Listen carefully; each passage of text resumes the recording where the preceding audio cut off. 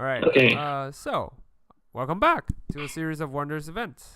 I'm your humble DM Robin, joining us today by Stefan, playing as our human sorcerer Remaining.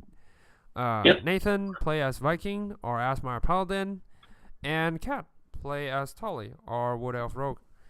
Previously, on this episode, the team kind of uh, is not practically escaped, but more like they talked with Vandanar and find out that he also have no clue, have maybe a small clue, but not entirely certain what happened in his own stay. And you guys decided, well, let's not enter this place ever again. And you guys decided to, all right, just go back to Green East and deal with this matter at hand, which is a dracolich on the loose. And you guys went through portals, and which is a weird trip because unlike normal portals, it's a road with flying through ethereal plane or of sorts. Anyway, you landed safely, and you landed in Green East, the physical copy of the Seeker's Sanctum, which, to your surprise, is already destroyed. So, kind of makes you wonder who called Cass for help. But anyway, you soon ran into a bunch of like city patrols, and kind of figured out on the spot that the captain that's leading the guards is probably a mole. And you, in the during the discovery, and you bump into Maria Whitehall, which was the lady you found, Cat originally found in the ethereal copy of Seeker's Sanctum, the frozen statue and everything.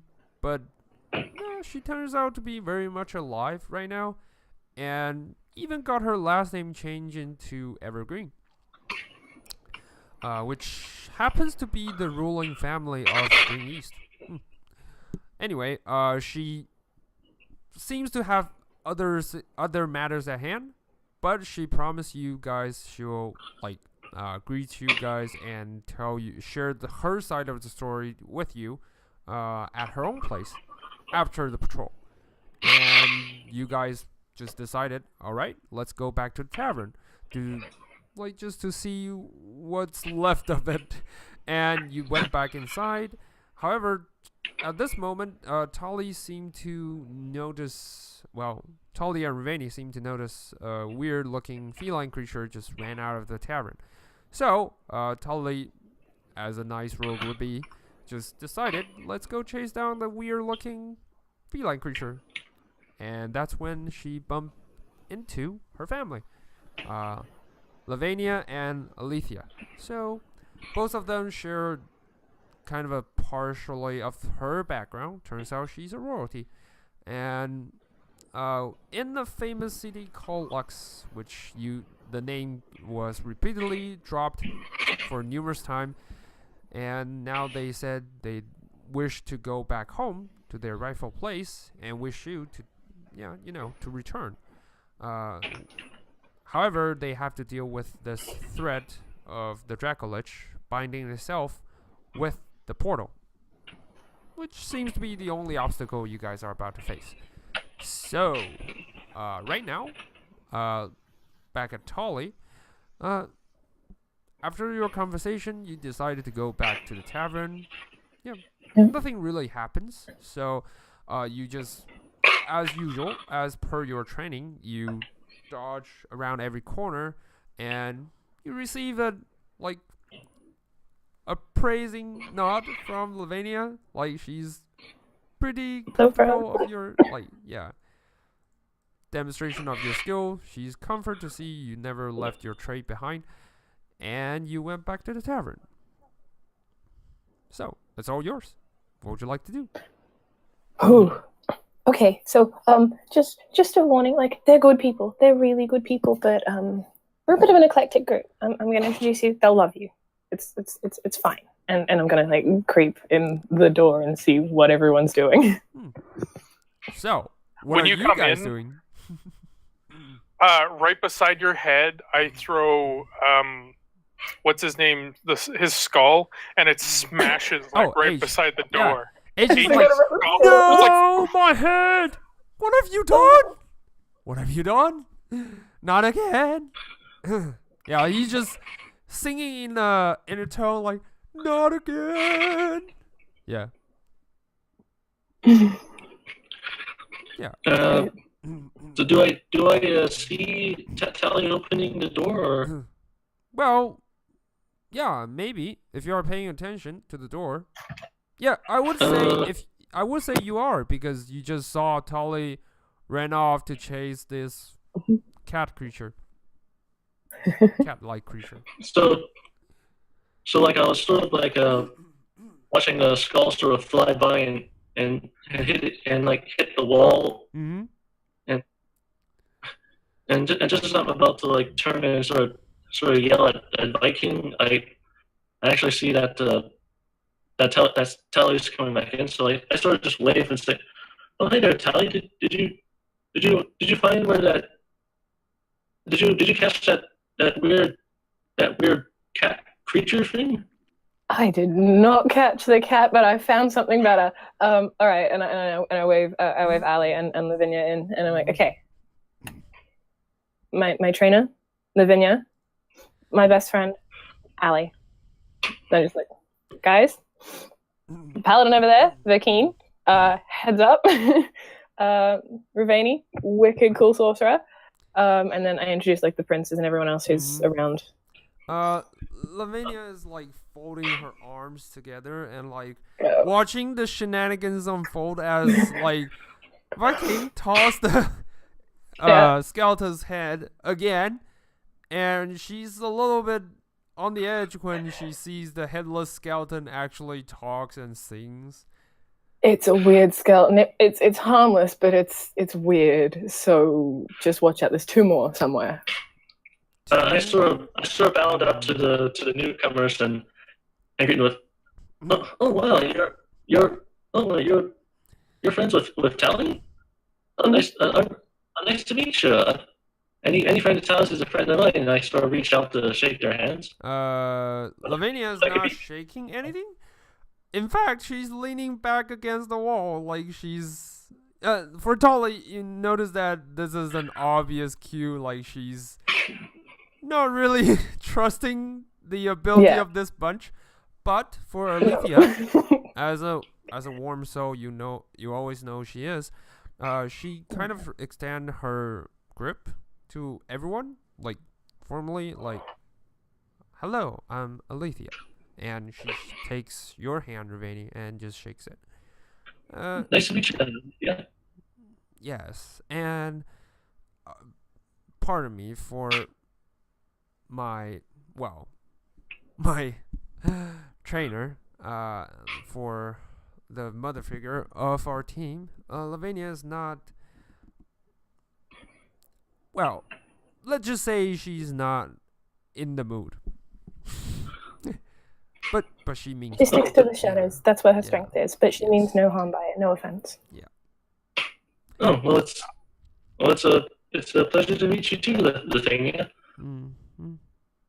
I extend my hand and I'm like, "Nice to meet you. Sorry, that guy, the what? Yeah, he's a pervert. Don't get left alone with him." And I'm like, I look over to Tolly. I'm like, he was trying to run after you, so it was easier just to destroy his head than to try and stop him. It's the easiest way to slow him down. You know that, right? Like, it's not. Oh yeah, no, I appreciate it. It was a good shot. Alethea looked kind of confused for someone who ever entered this like shenanigans. Yeah, it's about to happen. Ali. Oh man, is there a story behind that I kind of don't want to tell you? Okay. And at this moment, H is like have his skull fully grow back. It's pretty impressive for someone who first witnessed this. So Alethea is like kind of staring, and then freaking weird, eh? Yeah, and then H is like, "Not one, but two girls? Oh my god!" And she, you must be the one that Viking keep telling me about. And "Hi, I'm H," and she tried to grab Alethea by the shoulder, like by the hand, like Alethea The minute just he like, gets close to her, I'm like blocking him away. I'm like, Okay. you don't touch my girl. and that's when he put both of his paws onto your shoulder, like, okay, that's kind of weird, Back fist but in the okay, face. yeah. I like hit the table. I'm like, if you go anywhere near them, I am going to take your head and bury it in the ground somewhere away from your body, and you'll never be able to find it again. So go do some dishes and clean up somewhere. And I point to the female, like I don't remember her name. A, And A is like sitting. can we get some A is ale over actually here for our sipping- friend?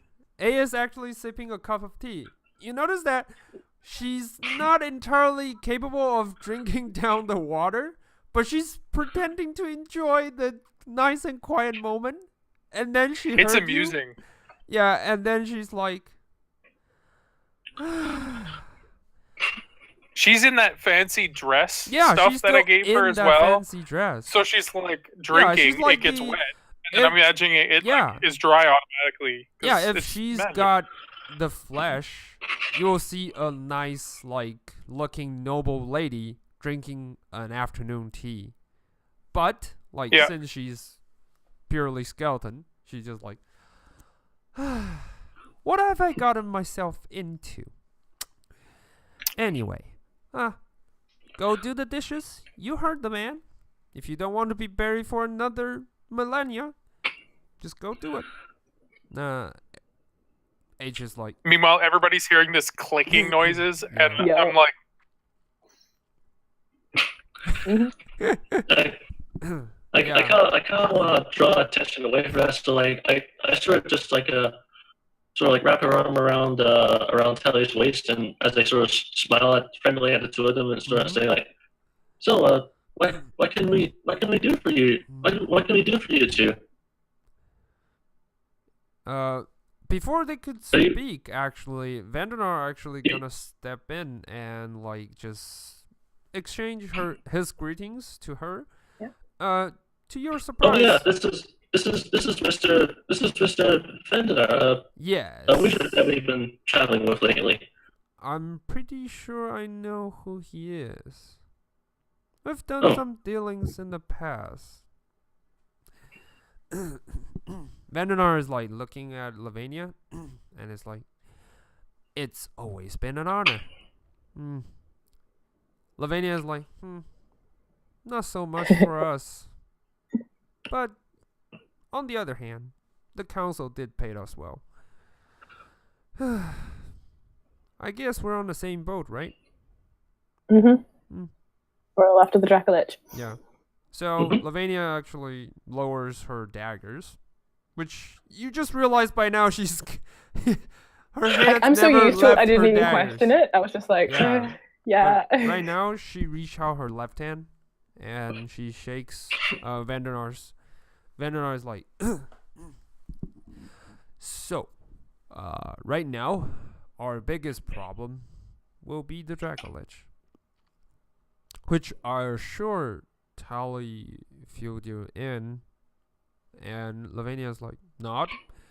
Alethea even adds, so, we wish to return to where we came from, and the dracolich has not only become a huge problem, but also you might calling it a plug that's blocking our portal back home. So as long as he anchors himself onto the portal, if we cross path it, then we'll just directly enter the abyss. So Portal? yeah, There's like well, it may not be a portal form right now for mundane eyes, but if you look closely to the temporal flux location, then you'll notice that the amount of arcane energy emitting from the spot is, let's just say, unimaginable. And once the temporal energy kind of takes form, it will form into an actual portal. Originally, that's our plan of getting back home because that's the closest spot from here to Lux. However, the dracolich seem to take notice of that and also taken advantage of that. So he diverted the energy to link it to the abyss in order to summon the evil queen of the dragons. So Vandanar just looks into the void, kind of look like thinking to himself.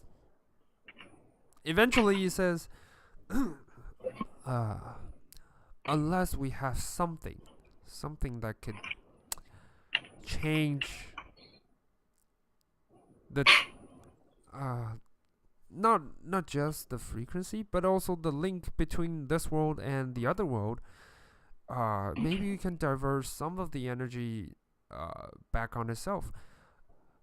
Because judging by what you guys just said, and he's about to make himself an intelligence check. Let's see if he makes it.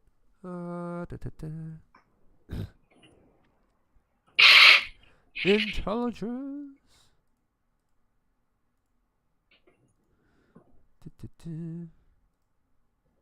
Let's see, Vandanar. Arcana check.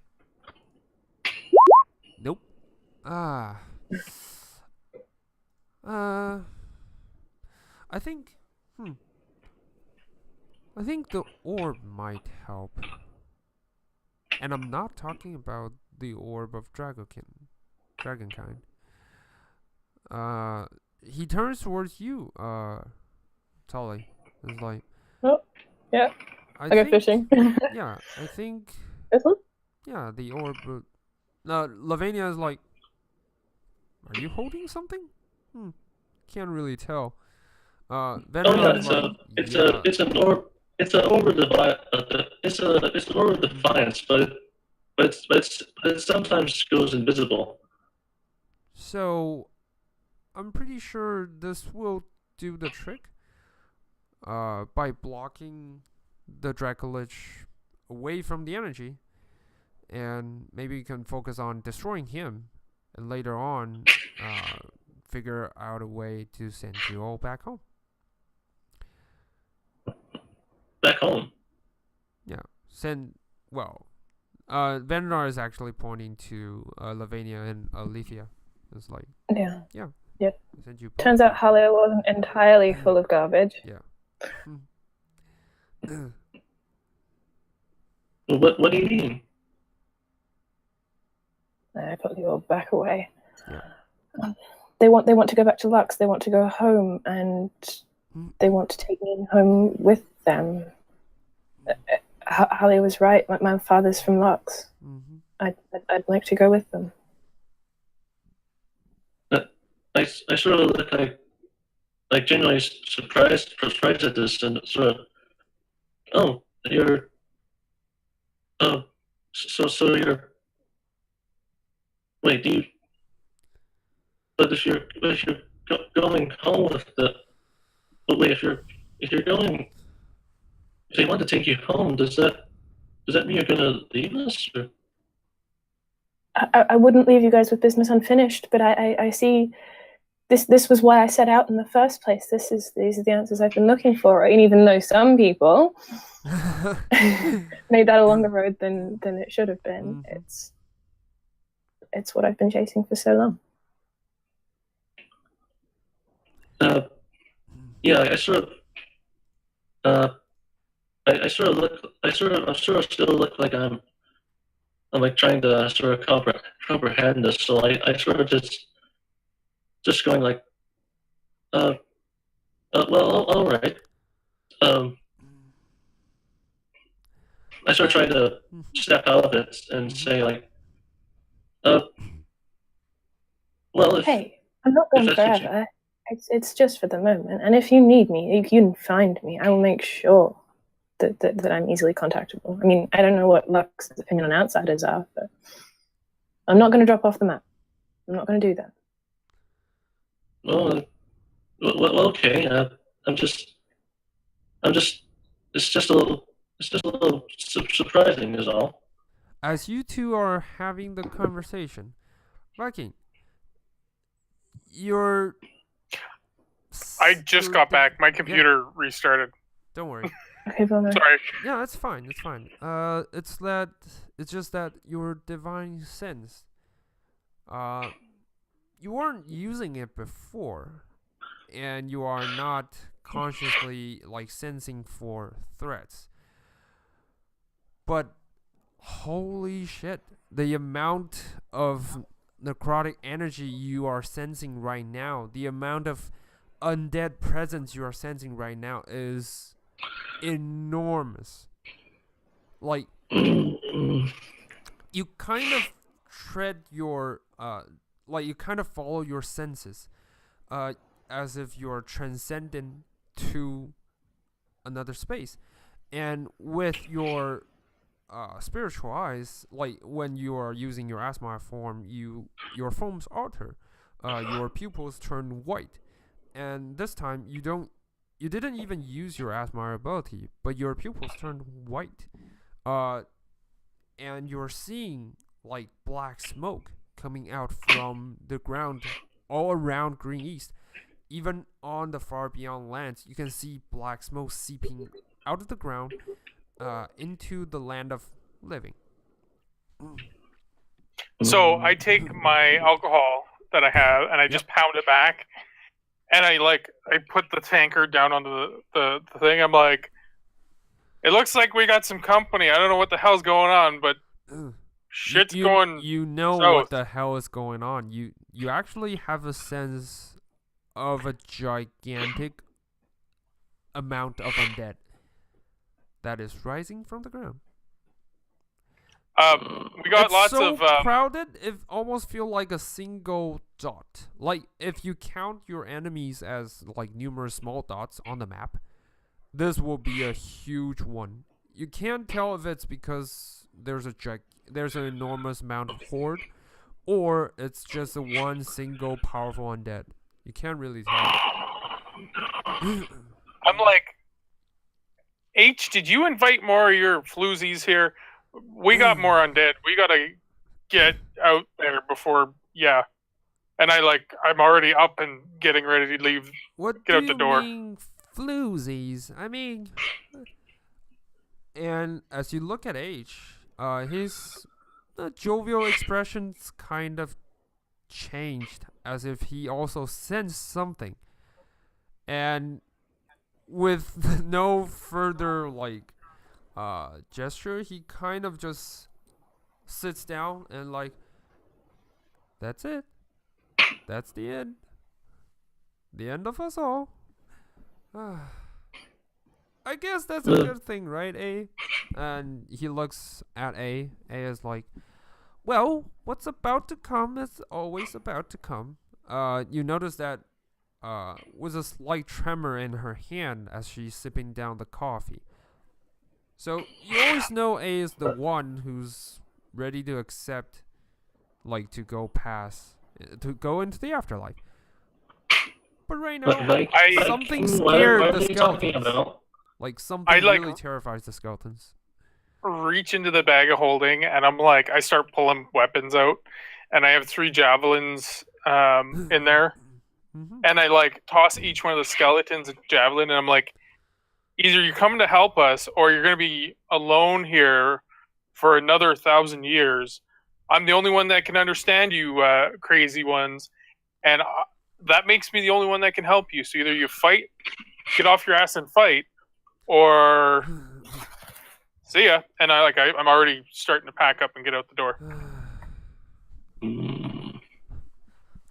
Well, A actually tossed you back the javelin as well as H. It's like, well, I guess we can try. Never really know our limits. And then she lights up her palm with a powerful dark energy like soaring through like an orb, and she's like, well, it's just that most of her magics have been altered. They're no longer suitable to fight the undead. But we'll try. We'll give it our best shot. That's why you're my favorite. Let's go. Thank you. And like, yeah, as you guys, are you guys all going or? Yeah, as soon as he starts panicking, like me, Ali, and Lavinia have all like dropped into panic sense, like, oh god. Yeah, how often do I panic as a character, right? Yeah. Like, it is ugly. We need to go. Yeah. As This is my serious face on right now. yeah. Mm-hmm. I don't think I. Seeing Viking act the way he does, I know something seriously wrong now. Yeah. All right. So as you guys are ready to go, you see, now it's not just Viking, but all of you. You see, columns of black smoke rising from the ground, as if the dark energy is pouring out from the land of the dead to this land of the living. And you heard screams as you look out through the windows.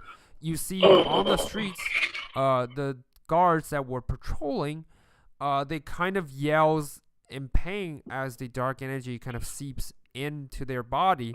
You see their expression turn from pale to extremely painful, and then are suddenly altered and shift as they are like forcefully turned into like either zombies or like powerful beings, like not powerful beings, like skeletons or like phantoms. They just kind of it's a powerful necromancy kind of process to forcefully created undead, basically.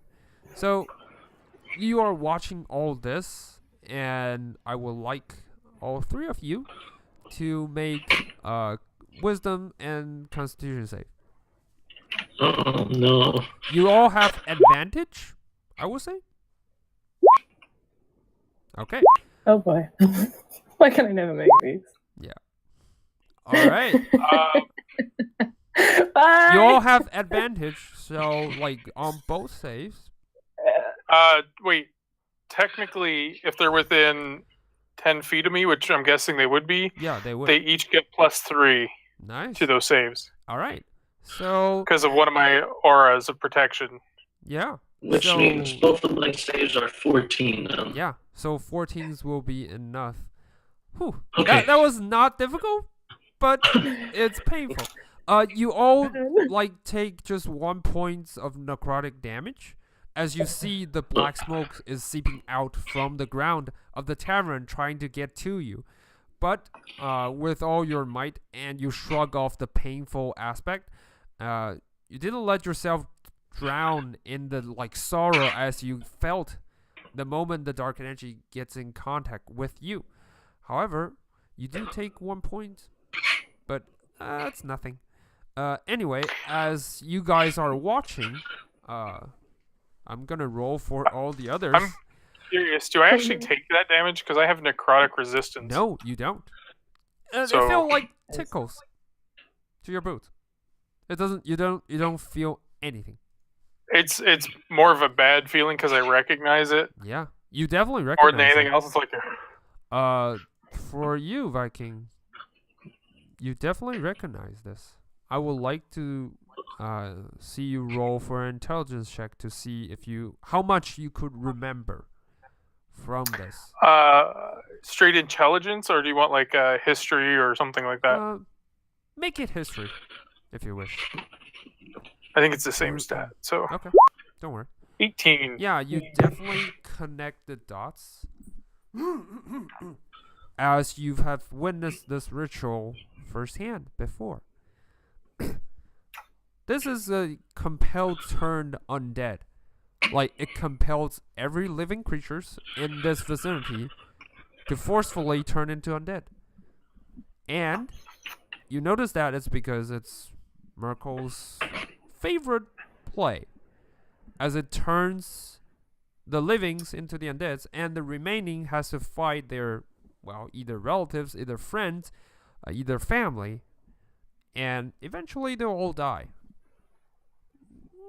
I look to the others. I'm like, yeah. this is bad. This is very bad.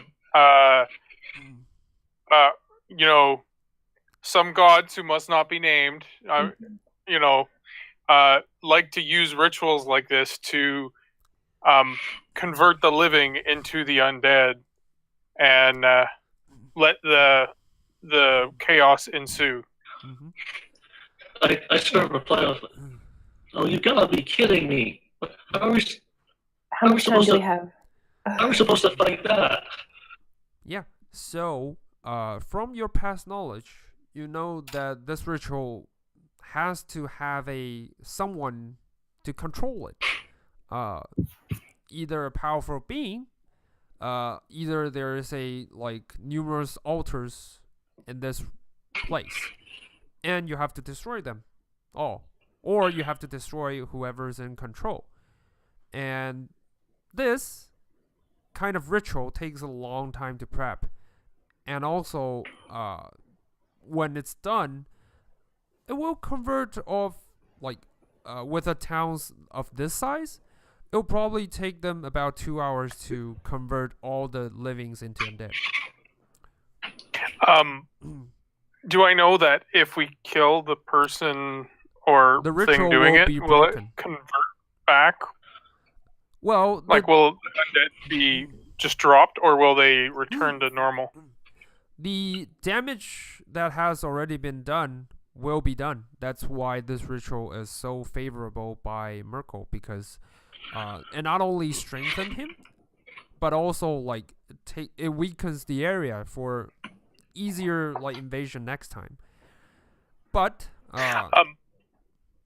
so I tell the others there's either someone, a powerful caster, doing this, or it could be several altars that can be destroyed. Yep. The longer it is left to fester, the stronger their forces will become. Mm-hmm. All right. Vandenar is actually turning pale at this moment, and yeah, he's muttering something. That's all. But basically, you guys watch as the black smokes are seeping through the ground. Yeah. Do I know what's going on with him? 16. All right. He's or can I hear him? You can actually, because he's within 10 feet, and probably within his frightened state, he's not covering his voice. You heard him saying, "This is too soon. This is God damn it, man! What do you mean too soon?" And I backhand him. No, I'm not saying anything. You must heard it wrong. I was saying this is way too fast for all the dark energy to convert. I never seen this ritual happen so fast, so rapidly. I'd love an insight check if I could. I was gonna say insight. I want to know. You've seen this before? Yeah. All right. I'm glad one of us might guess For that. Tully, you don't really notice. For Ruveni, you don't really notice. You think Vandenar is a decent guy. He probably seen this before. Probably the ruins and everything. For Cat. Oh, sorry. No. Sorry. I thought it was Viking. Sorry. For Viking and Ruveni, you think Vandenar is a decent guy. He's probably just shaken. For Tully, Don't trust. you think that there's more to it. Because when he said this all happens too fast, you think he's genuinely worried. And he probably knows something beyond that. Mm-hmm. Yep. I'm just gonna calmly walk up and then dagger to his throat. The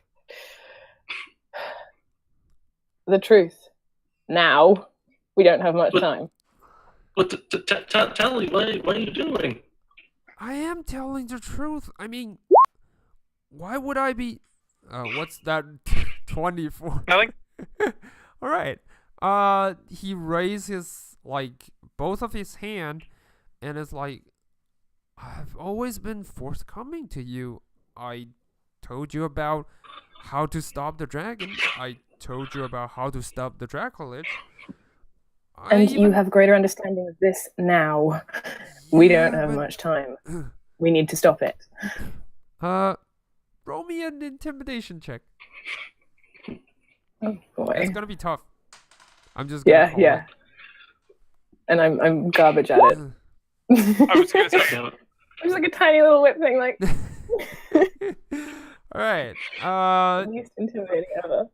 Even with the daggers at throats, Vandanar is he's not wavering. He looks like panicking from the dark energy of sorts, but when he looks at you, he's not wavering by your dagger or threatened by it. He's more like he's standing tall, I'm telling you, this happens way too fast, faster than I have witnessed before. And trust me, have I witnessed this before. There had been numerous accounts of rituals like this performed in the western district of this area, and Good start. yeah, those are not pretty. For a Viking, you're familiar with what he's talking about. In fact, you were there. There was a few small villages, like a middle-sized then a middle-sized town where you and your order were, and this all happens the same. Like, they all wreck the livings and then convert them into undead, and then forcefully order them to follow them to somewhere. The place is vague for you because the Grand Master always takes care of that. But you do notice what he's talking about.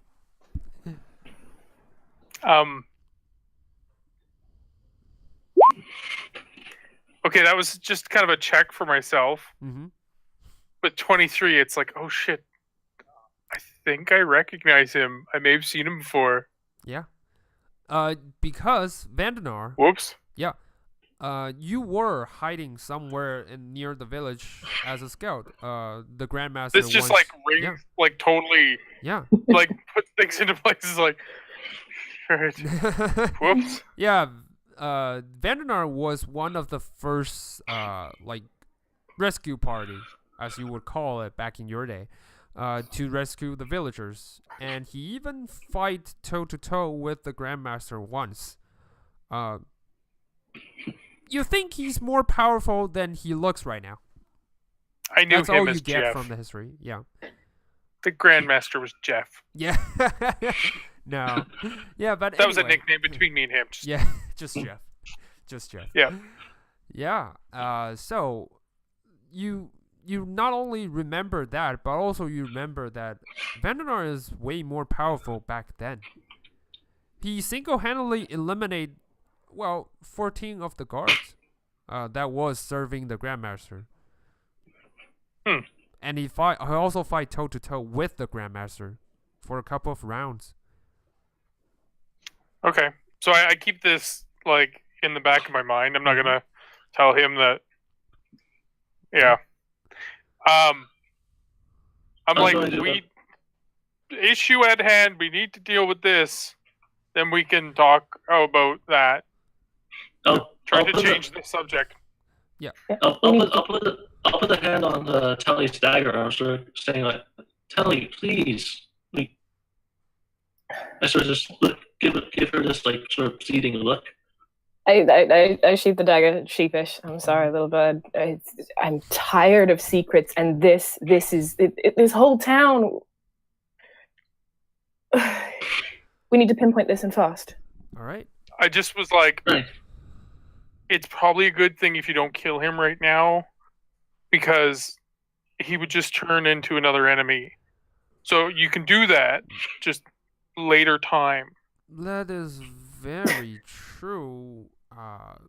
Everyone who died in this town will forcefully become one of the undead.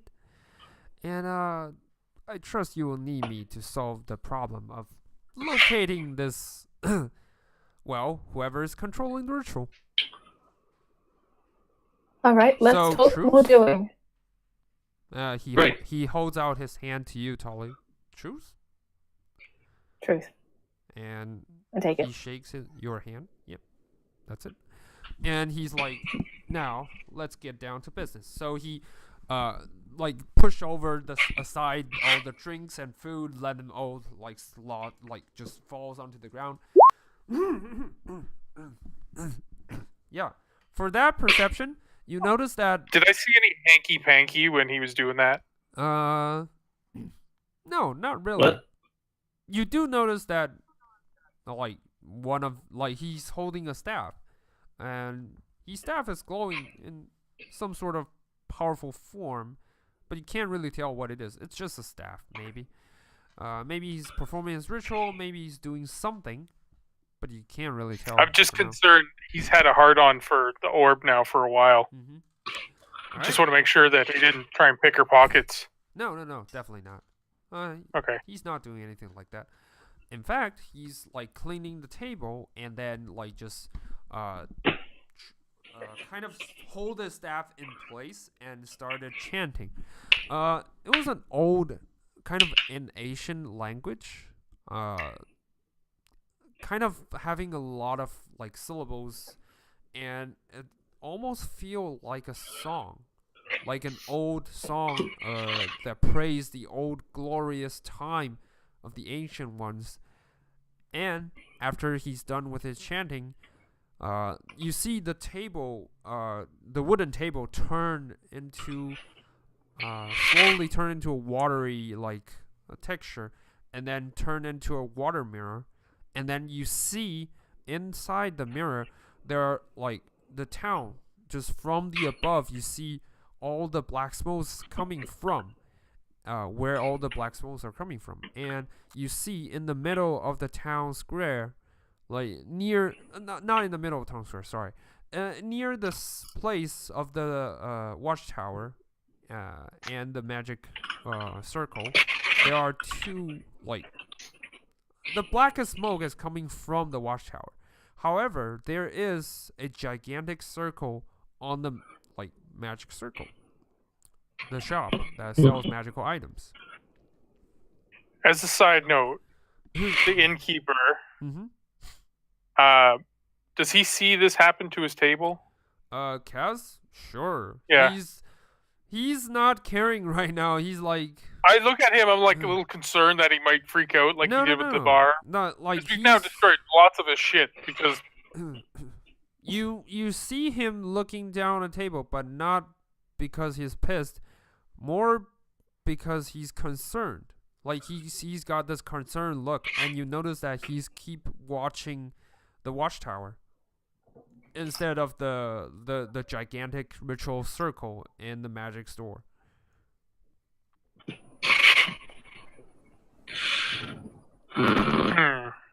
There was something very weird about that magic tower. I say we take out the support system and confront that one last. Together. We don't split up. Well, wait, there's... Are there enough of us that maybe we could at least split into two, or... As you are saying split into two, you notice that the troops that were on the streets that were forcefully turned into zombie skeletons, they now look towards the inn, and they're starting to charge over to the inn. And the sound you heard is the sound that the zombie slammed the front door, like tried to, or at least trying to slam in, as Kaz like fast enough to block it with his body, and is like, "We need a plan now," and he's like blocking the door. Like, I sort of jump, like startled at the noise, and I sort of like I just sort of hastily say, you know what, second thoughts, just a second thoughts, like sticking together sounds like a wonderful idea. I don't care. Just get rid of them. And like you see, Great. like on his scale, partially there's a black spot on his scale. Like that wasn't there before. Oh no. Yeah. No, Vakeen, this is your field. You tell us how to proceed. I'd rather stick together, but and then I go, Kaz, pull, and I want to like fling a dagger through the door at the one that's closest to him. So as you fling the dagger through, just in time to like stick the dagger into the claw that was reaching out, almost grabbing Kaz, but you managed to stick it like into the palm, so like the strength it has kind of weakens and falls flat. Yeah. Kaz is like, thanks. And he I'm like the skeleton right outside the door and like just crush it. I get like super serious, and I'm looking over the mirror or the table, and I'm like, okay, here's the plan. We get horses, and then we ride as fast as we can away. And I'm like super like not even a hint of like bullshit coming out of me. I'm like, that's my plan. But that's... I also like that. I think we relegate it to if all else fails, we book it. Or should do it. that's plan A. That's your freaking plan. What about the tower and the? They're dead. I can sense they're dead already. Just gotta remember, like, these are my people, and I've been on the run from them. Like, this is me playing my character. I gotta get. You got a jet, basically. Like, easier for me to run away than it is for me to fight these. Yeah, certainly. Vananar is like actually looking, nodding at your suggestion. He's like even as they might be too powerful of a horde for us to take heads on. Maybe we should, just dodge out of this town. I still got one portal spell left. We can always, escape this area. Viking, roll me an Arcana check and a History check. I turn around to face Ben and are like completely gobsmacked at what he's saying. Like, seriously, you too?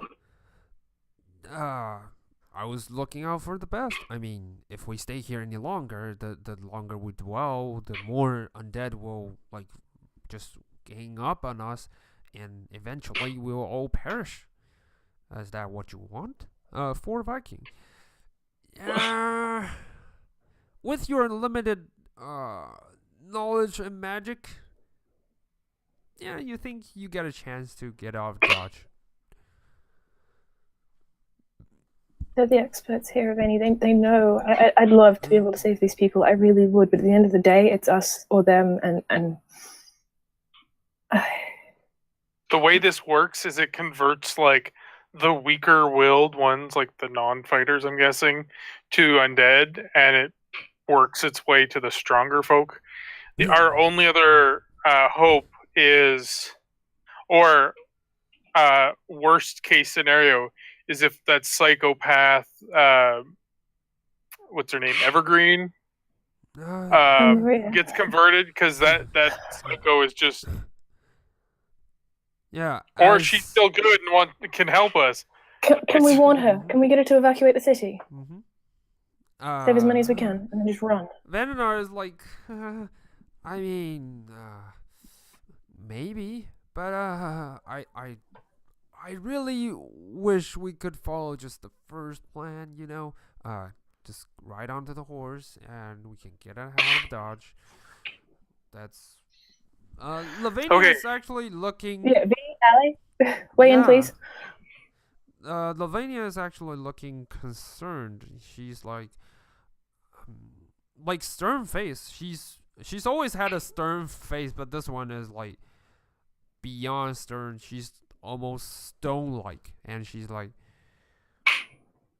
this is more powerful than anything I've ever experienced. Magic-wise, of course. But I think the old man has a point.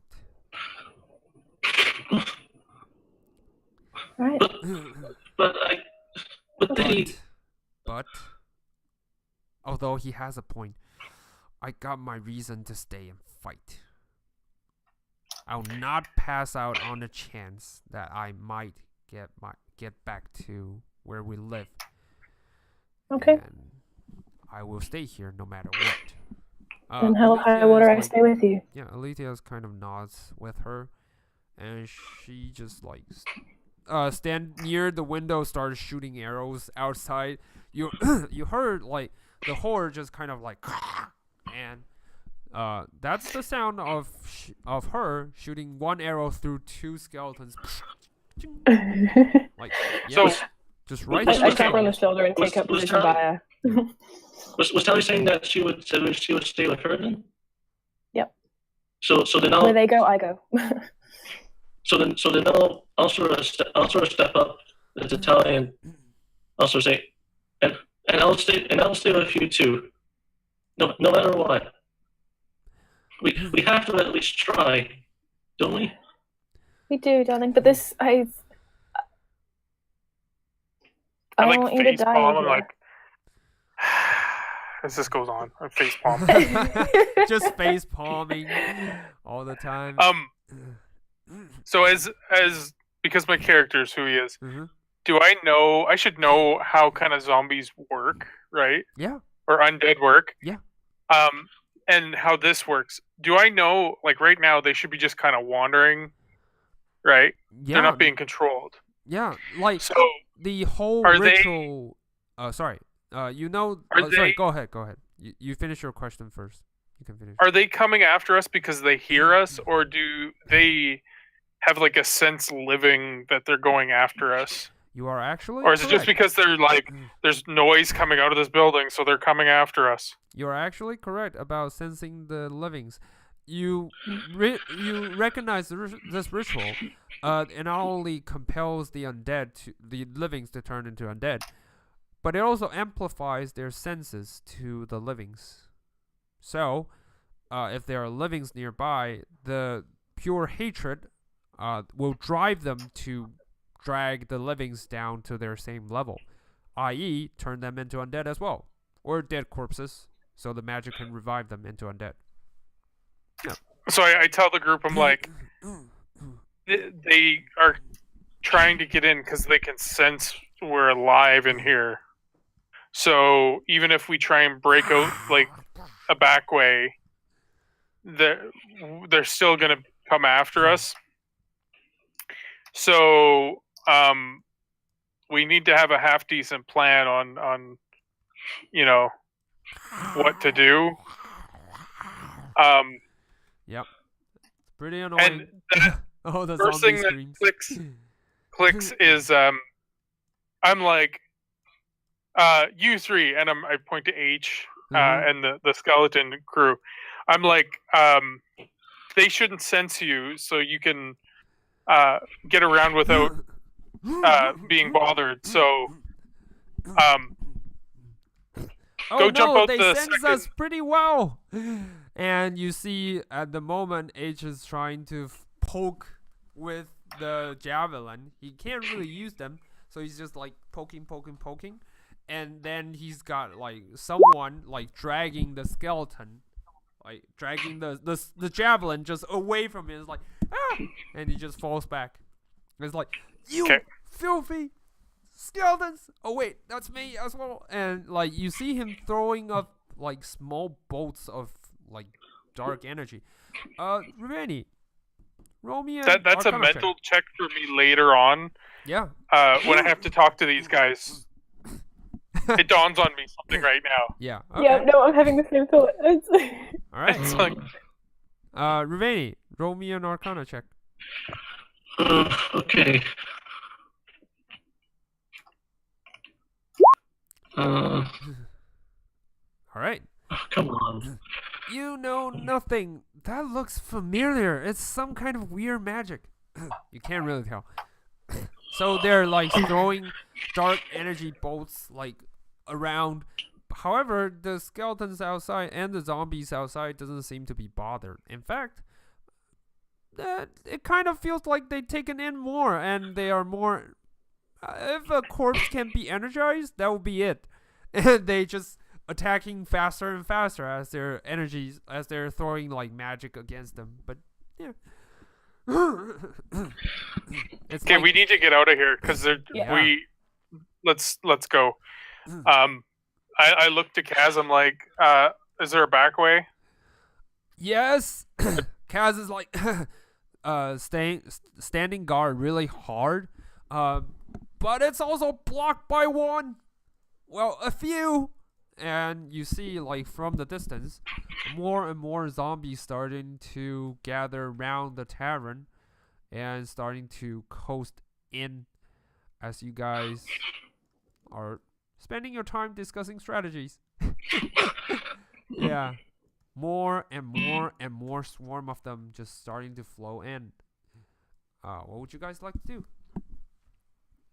The tavern looks like it can still hold about, I don't know, maybe 5 more minutes before the zombies break in through the windows, breaking through the doors, and charge in.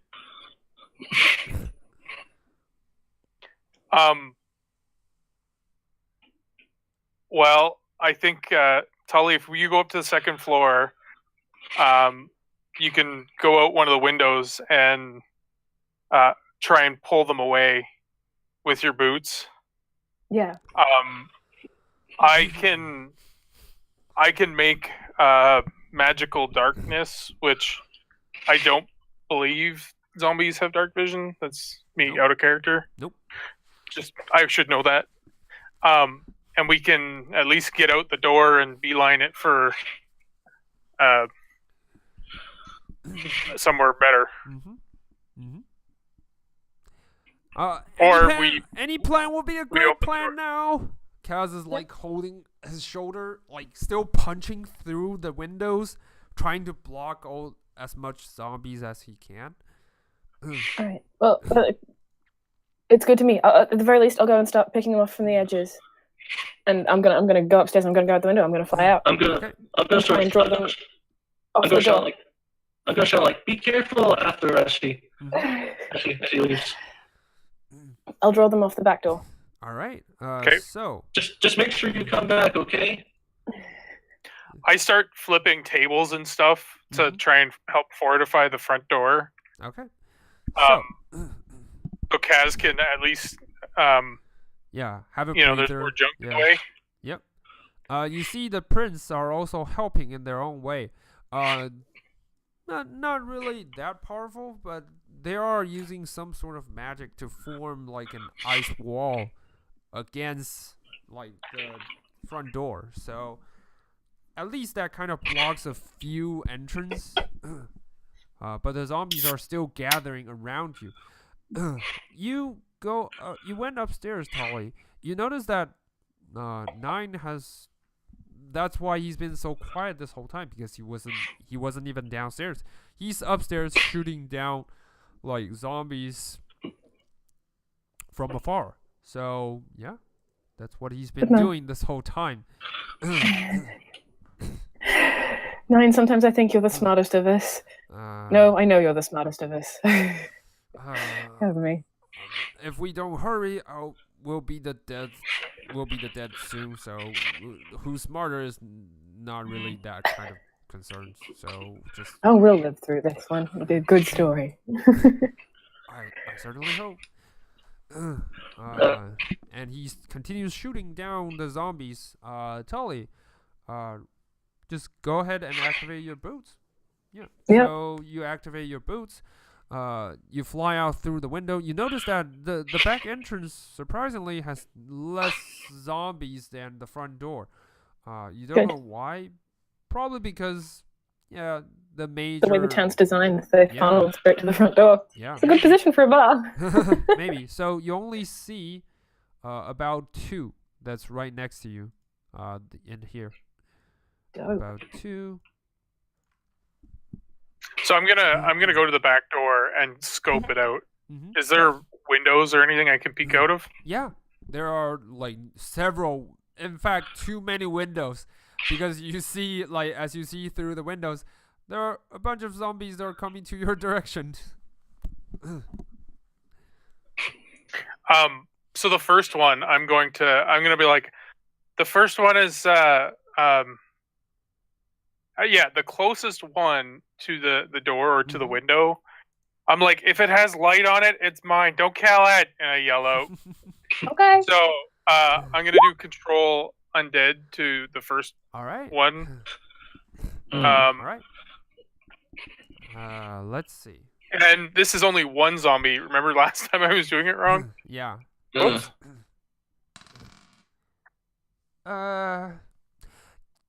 The zombies trying like back and forth, like trying to escape your reach, and he just winds up slamming you, like trying, or at least try to slam your face, like with his palm.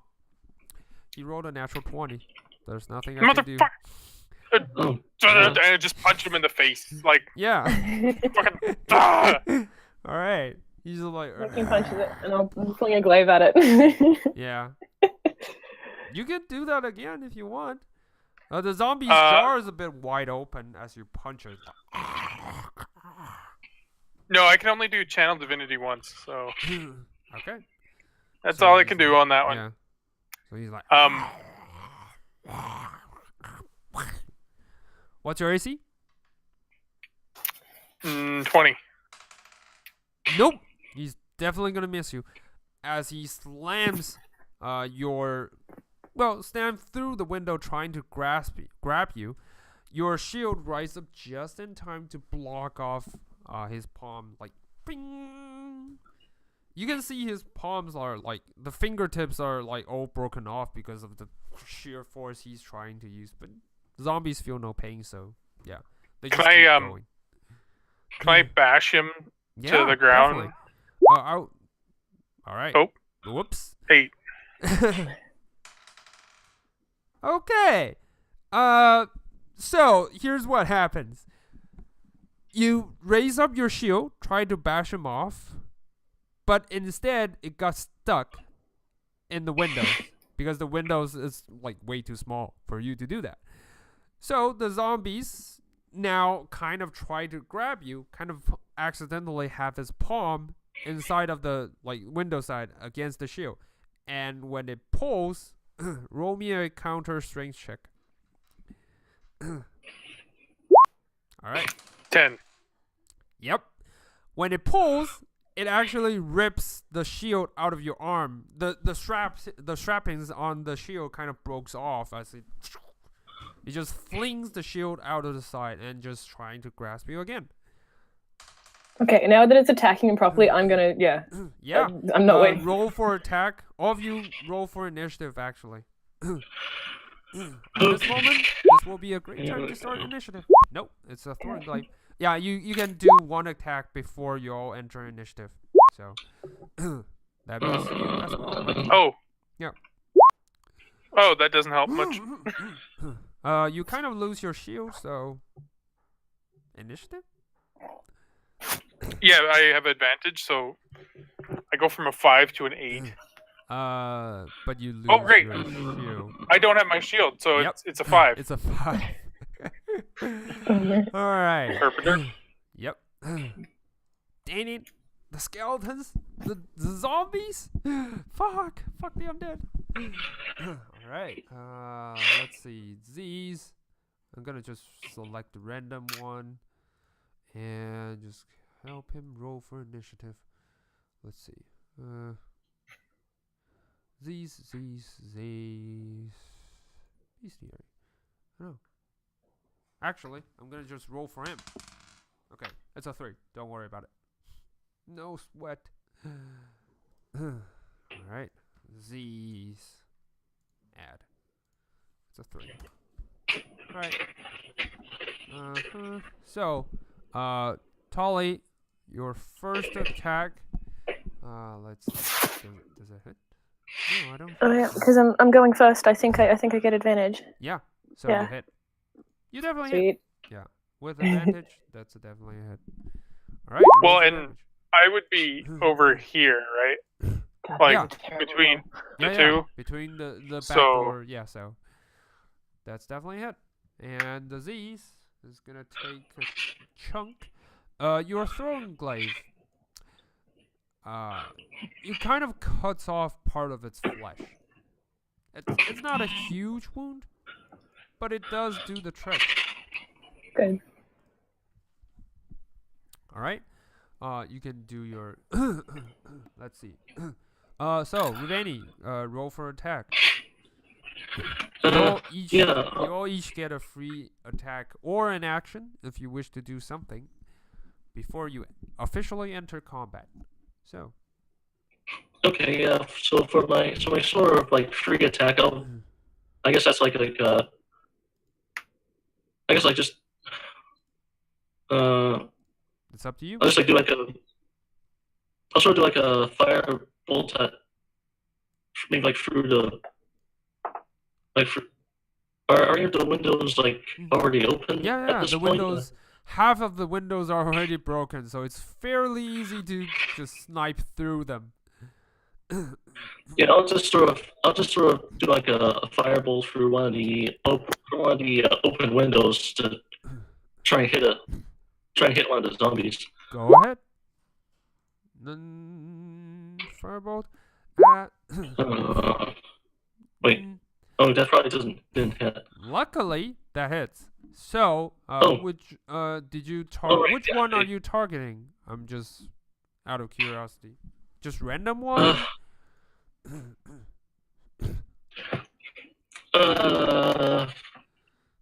Is there one in particular that's like that was like close to getting inside, or? Oh yeah, the one that Kaz is blocking. Like he already take down 2 of them with his fist, but there's a third one, just trying to push through. So I shout for Kaz to duck, and then I'll peg one with a firebolt. Okay, you like smack it in the face and just blast it backwards. That's cool. All right, Great. Viking. Just do your free attack, and we are off to go. Just up to you. I am going to stab it with semi-sealed feet. Go ahead. First Nice. attack, That's definitely hit. 10 slashing damage. All right. It's down actually. Can I reach another one? Yeah. Oh wait. You only get free 'Cause one I'm free through the attack. window. Yeah, you only get 1 free attack, but yeah, that's enough to take. Yeah, down is it one. attack or attack action? Because it's the difference. You can either do one stuff or, just the Yeah, simple attack. because at 5, I swing twice is what it is, right? It's only one attack action. Oh, right. That's yeah, how that so works, Go ahead. right? Go ahead. Roll for a second attack. Sorry. Go ahead. Oh, great. Nice. That's great. All right. You cut the other one like almost into half. 11. Not bad.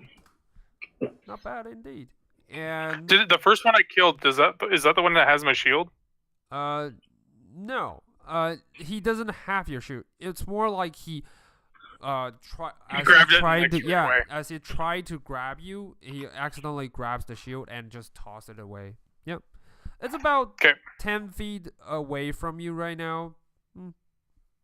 So, all right, fairly easy to pick it I'm up. like, we're clearing a path in the back door, so Yeah, so get ready. Tala, it's your turn right now. So you are on the 2nd floor. You see Viking just cut down one of them with your help, obviously. Yep. What would you like to do? How clear is the path out of the back door? They're still like in range of opportunity attacks, I take it. Yeah, there's still just one zombie that's in range of the opportunity attack. The other ones doesn't seem to notice you. Yep. I'm gonna go grab it and like get it to face me and away from that door, and then I'm gonna attack it. So like I'm gonna pull it a little bit as I move. Okay. So you're gonna use your action to pull him a little bit away and then stab him. Your bonus action. I guess because if does okay, that's the question. I guess is does my movement, do they follow me or do I have to physically grab them? You can try.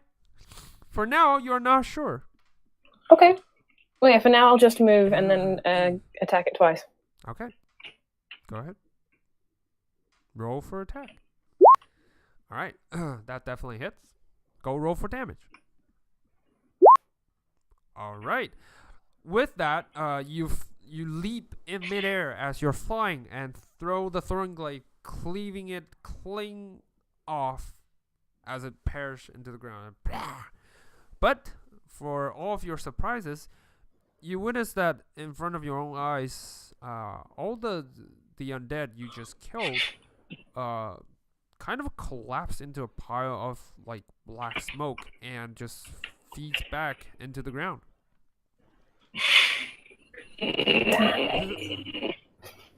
Well, better than not attacking us, but they're charging. Yeah. Yikes. So now Okay. you temporarily clear the path. Nice. Are I'll you use my flying bonus right now? attack. Are you flying? Right Yeah. now? Okay. Yeah. I'm just gonna mark you as flying. I don't know why I can't. Huh. That's weird. All right. Yeah, it's disagreeing today. I can't bring up the menu. It's weird. The token must be some kind of malfunction. I'm gonna do that again. Hold on. Okay. Copy and paste. Oh, true, because I don't think. No, it doesn't work. Huh. Weird. All right. I'm gonna try to find the one that works. Hold on. I'll do it real quick. No, all of them don't work. That's weird. I'll remember. I'll keep it here. Okay. Huh. Super weird. Alright. Alright. So you're flying. I'll just keep that in mind. And flying out of the tavern.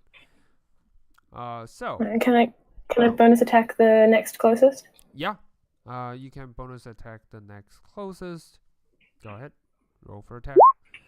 That definitely hits. Roll for damage.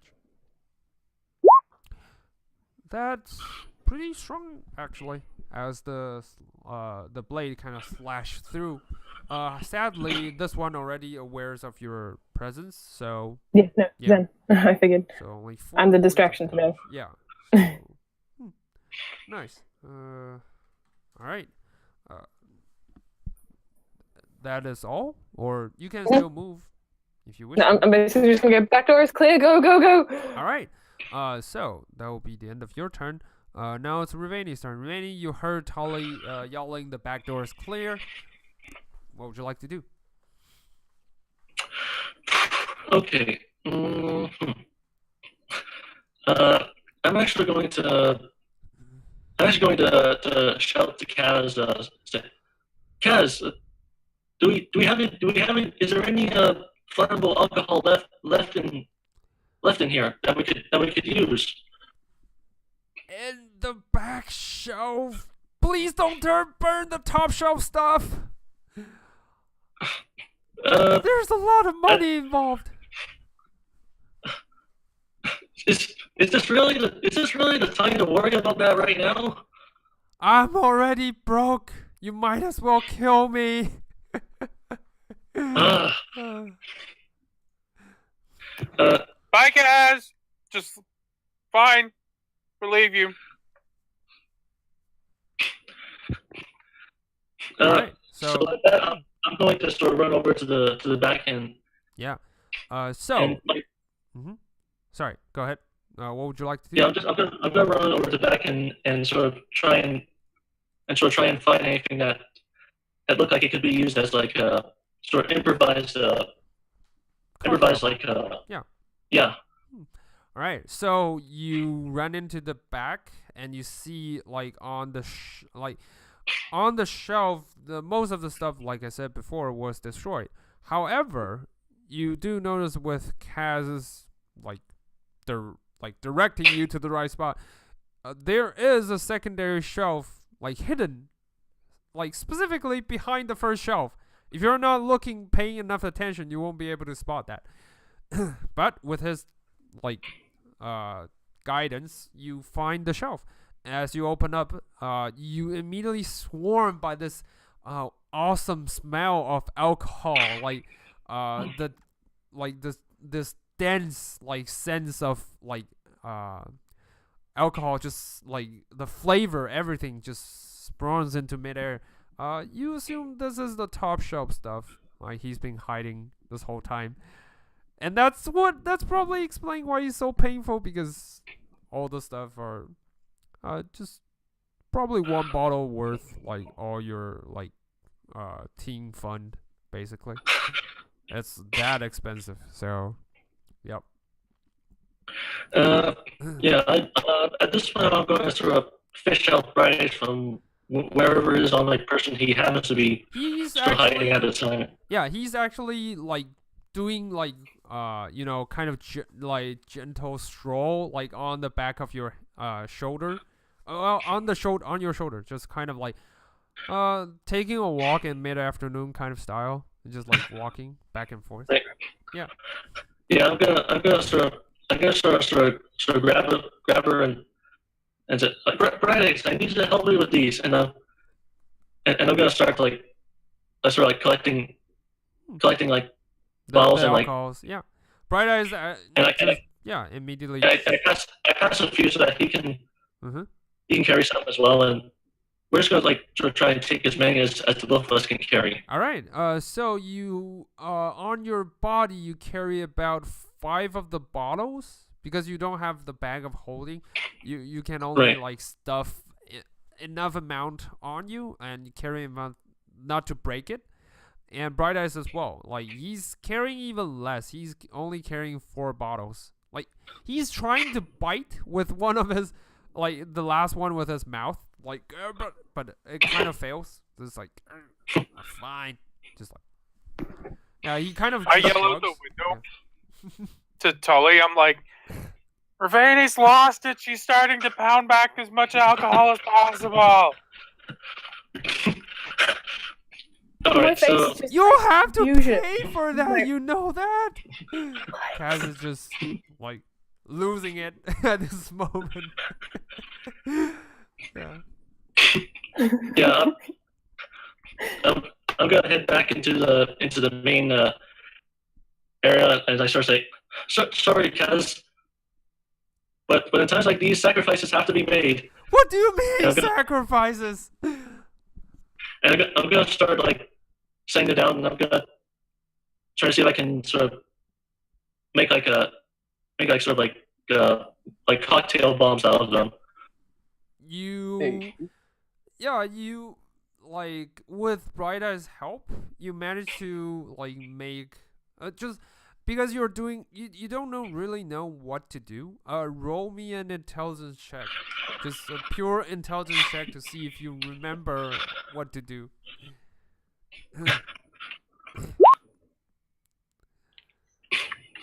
Oh, God damn it. All right. You think you know?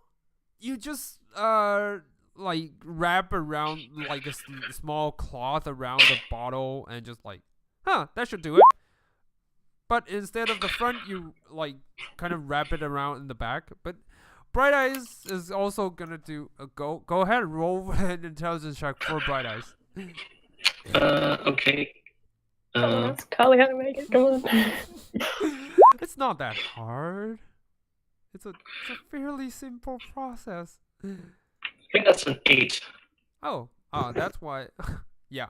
So you wrap around about 2 bottles.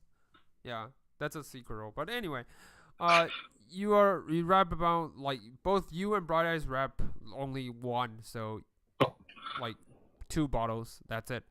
And what would you like to do? Yeah. At this point, I'm gonna try sort of lighting one on fire and just sort Okay. of throwing it out the nearest. How would you like to light it on fire? If you use firebolt, then you'll be risking burning yourself. Yeah. Um, mm. At this moment, Kaz is like, fine, just toss it through the window.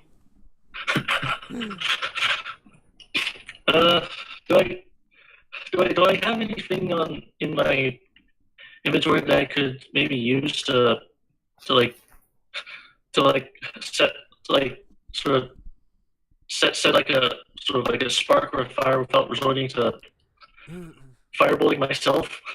Uh, I don't know. What do you have as a like adventure? Do you have a Like The only thing you would really have in this world would be like flint and tinder, Mhm. which is not a very easy process to start lighting fires. Like, there's no, unless you have a magical item like a lighter. Magic a- lighter. Yep. Yeah.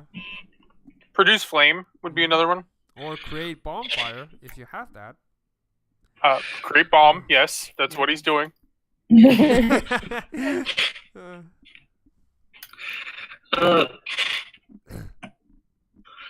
Uh, Would I be able to like? Sorry. no. What? It should be your thinking, not mine. So go ahead. Mm. Do what you want. It's up to you. Would it be possible to like throw one out like nearest window and then like try to throw a firebolt at anyone who's been like splashed by the wine? That could Maybe- do the trick. That could. Or at the very least like throw a fireball at wherever it smashes it against the ground.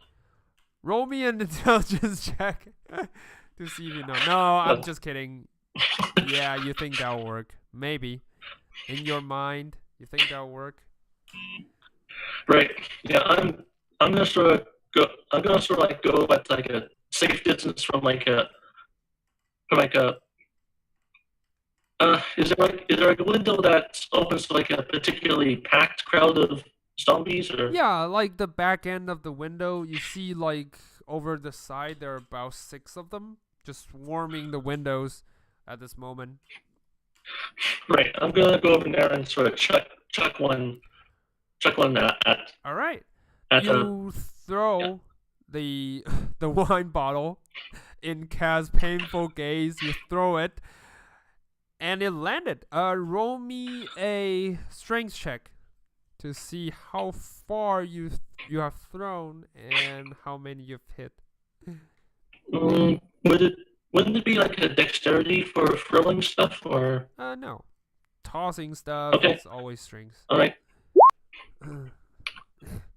Oh, that's good. Ooh, it's a crit! Nice! So for the Wow. first time in your life, you feel like, this is it, this is my moment, I'm gonna throw it! And just like, accidentally throw a home run. Anyway. Yeah, so the cocktail kind of just like flow in midair as you all watch in amazement at how graceful the track is, and it landed on top of all 6 zombies and just burst into a pile of like alcohol, making them smell like drunk people, like drunk hobos. All right. So you use your bonus action to do that. All right. So now I'm gonna use a fireball to try and set it all alight, Okay. or as much of it alight as I can. Go ahead. Roll for fireball damage.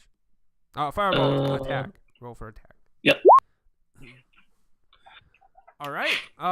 The fireball I just- landed. Yeah, you I sort landed of on say the like middle one. I said like a one where like here, you went thirsty. Have a drink on me. Nice. All right.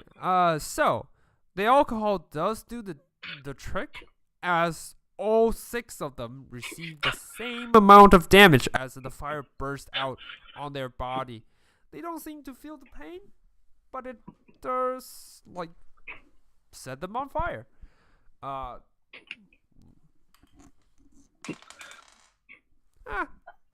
We'll hold for a while. All right. So they're still standing. They're not falling, but they're on fire. So they're taking fire damage every turn, especially All right, with works the for alcohol. So works for me. nice. All right. So that will be the end of your turn because you use your movement, your action, your bonus action. Yep. So you're out. 4. That will be it for you. Now for Viking. Right. Viking, what would you like to do? So the window's been cleared where I'm at, right? Mm-hmm. Is the door now clear? Yeah, To but go the out? door is still locked. The door is still locked. No one really opens the back door. There is a heavy bolt on it, so yeah. Can I? Is it like is there a padlock or is no, it it's just a bolt. like a? Like yeah. Oh well, then I'll unbolt it, right? Yeah, go ahead. No, that's easy. You use your bonus action to unbolt the door with ease. Yeah. Okay, and then opens up. I open the door and Yeah. what do I So- see? Yeah, you see Tolly fly in midair. That's all you see. And then what I'll do is I'll go and I'll grab my shield Mm-hmm. Yeah. The show is not far and away. Yep. yeah, so I'll grab my shield and then I'll go back to like where the doorway is to Mhm. and kind of stand between the door and the zombies. Mm-hmm. Do I still have my action? Yeah, you or still was have your it action. everything. You only use your bonus action to pick up the shield, unbolt the door. It's easy. Then I'll attack. I'm guessing this guy is the closest. Which one? Can I reach? Just whatever the closest one is. I'm Oh, guessing it's then that one. Okay, this one. Yeah, definitely. So you just So go ahead. I will swing at him. That's a hit. Even that is a Oh. hit. Second one is also Sorry. a hit. 5 and 14 in total. Nice.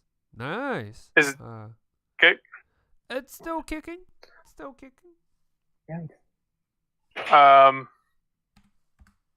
And yeah, All right. that's All right. Vandenar, finally, after you're done, finally finishes ritual as. Oh, I yell in the back door. Back door's open and clear. Let's go. That's both. Sorry, yelling. As you say that, you notice that 1, 2, 3, 4, 5, 6, 7, 8. Huh. You notice that 8 horses just emerge from the ground, and like Vandenar is like painting heavily as the spell seems to be taking a lot away from him. So 8 horses. You can take your action to mount after the Z's done their action. So the prince, both of them, are gonna jump onto one horse and started bolting out of the door. Like, we will meet you at the portal. Yeah. And they bolted. Yeah. And then Lavinia and Alethea are gonna also jump onto the horses. However, they just moved to the outskirt of the door and like just started shooting and chucking down daggers on the Z's. For the not for you, Tolly, but for everyone else, it's the first time you see both of them in action.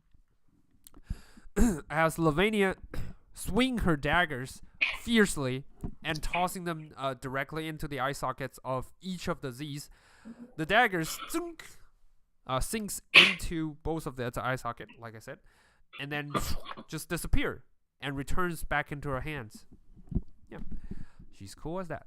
And for Alethea, she's chucking arrows like probably 3 arrows at the same time and hits 3 of the zombies at the same time and just kills them outright.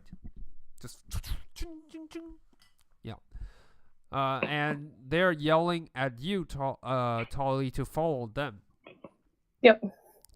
And for Nine is also gonna jump into one of the horse with Kaz. He's also gonna grab Kaz, who's like more like this depressed because of the shop is once again destroyed than the actual threats at hand. Yeah, so they're gonna also ride on the horse and like just go to the back to help you clear a path. For Vandanar, he's also gonna walk to one of the horses. He can't really mount, but he's gonna ask the horses to pick him up. So the horse kind of bites him on the collar and just drag him away to the back end of the door. Yeah, that will be their turn, all of them. H, A, and Jeff, they're all like sitting in the center, just like, are we really need to run? Do we really need to run? I don't want to run, but at the same time, I don't want to be skeletons again. I don't want to be buried. A is like just, oh shut up, just go, and just smack H on the face, on the skeletal face, and they eventually they all ride up onto one of the horses and also rides out of the tavern. At this moment, the Z's are closing in. So, as they close in on the tavern, the horde that was on fire kind of break through the windows. So, Rivani, you're the first one in front of the window, about 10 feet away from the first skeleton. The skeleton is going to try to crawl in. Sadly, he kind of got stuck on the window porch. Okay, good. However, yeah, because he's on fire, so the drape is also flammable. Oh. And thus, the drape is also on fire as the tavern is starting to engulfed in flame. Gradually, not severely, but yeah, as the zombies piling up from the back, the fire is getting bigger. Yeah, and the rest of them, one of them is gonna try to attack Viking. Nope, not gonna work. The one he wounded is trying to attack him. Sadly, that fails. The other two is also gonna attack him. That also, what the fuck? That also fails. Yeah, they're just bouncing their attacks vainly at Viking. Let me know when I need to come back and do something. Yeah, just like tanking it up like nothing. Yeah, so that will be the Z's turn actually. From afar, however, you do notice that more and more of the Z's are like seems to find their mark as they're converging into your location. So that will be a Z's turn. Tully, what would you like to do? Okay, I'll drop onto the back of Ali's horse and cover until we leave. All right. So the horses is like carrying a little bit too much weight. However, is there a spare horse for me? I just assumed there wasn't because we've got so many people. Yeah. So you think one phantom steed can probably hold 2 people? There's one more that is free, but that's where Viking and Tolly is. Like, okay, no, I'll leave the free horse for Viking, and I'll jump on the back of Ali's horse. Okay, so yeah, see, Ali and your carrying trainer is also on the same horse. So okay, then I'll just fly behind them. All right, I'm as fast as the horse, fly so I'll be behind them on your winged boots, and that will be the end of your turn, I guess. And I'll just keep taking down zombies that are close by. So you chuck down like attacks. I'll just count that you attack one of the wounded ones, and roll for damage. That's definitely a hit. Sadly, it's not a sneaking, so you didn't hide. So you're in bright sky. So he's still kicking. Like the blade, the thorn glaive, kind of cleaves into his shoulder blade, almost cutting him like diagonally in half. However, like gross to see a creature with severed limbs and everything still standing Yeah. and try to attack you. But yeah. The flinching every time it comes back sticky, just like, Yeah. ugh. Kind of gross. Yeah. Can I Alright. drop it? That's definitely a hit. Roll for damage. Alright, so that definitely cuts him down. The ghoul is disgusting, but you managed to kill the one guy. Yeah. Take it off a bit. Yeah. It's like, Wipe it ew. off. Kind of Yeah. ew. And that will be the end of your turn. Now will be Rivani's turn. Rivani, zombies, place on fire. What would you like to do?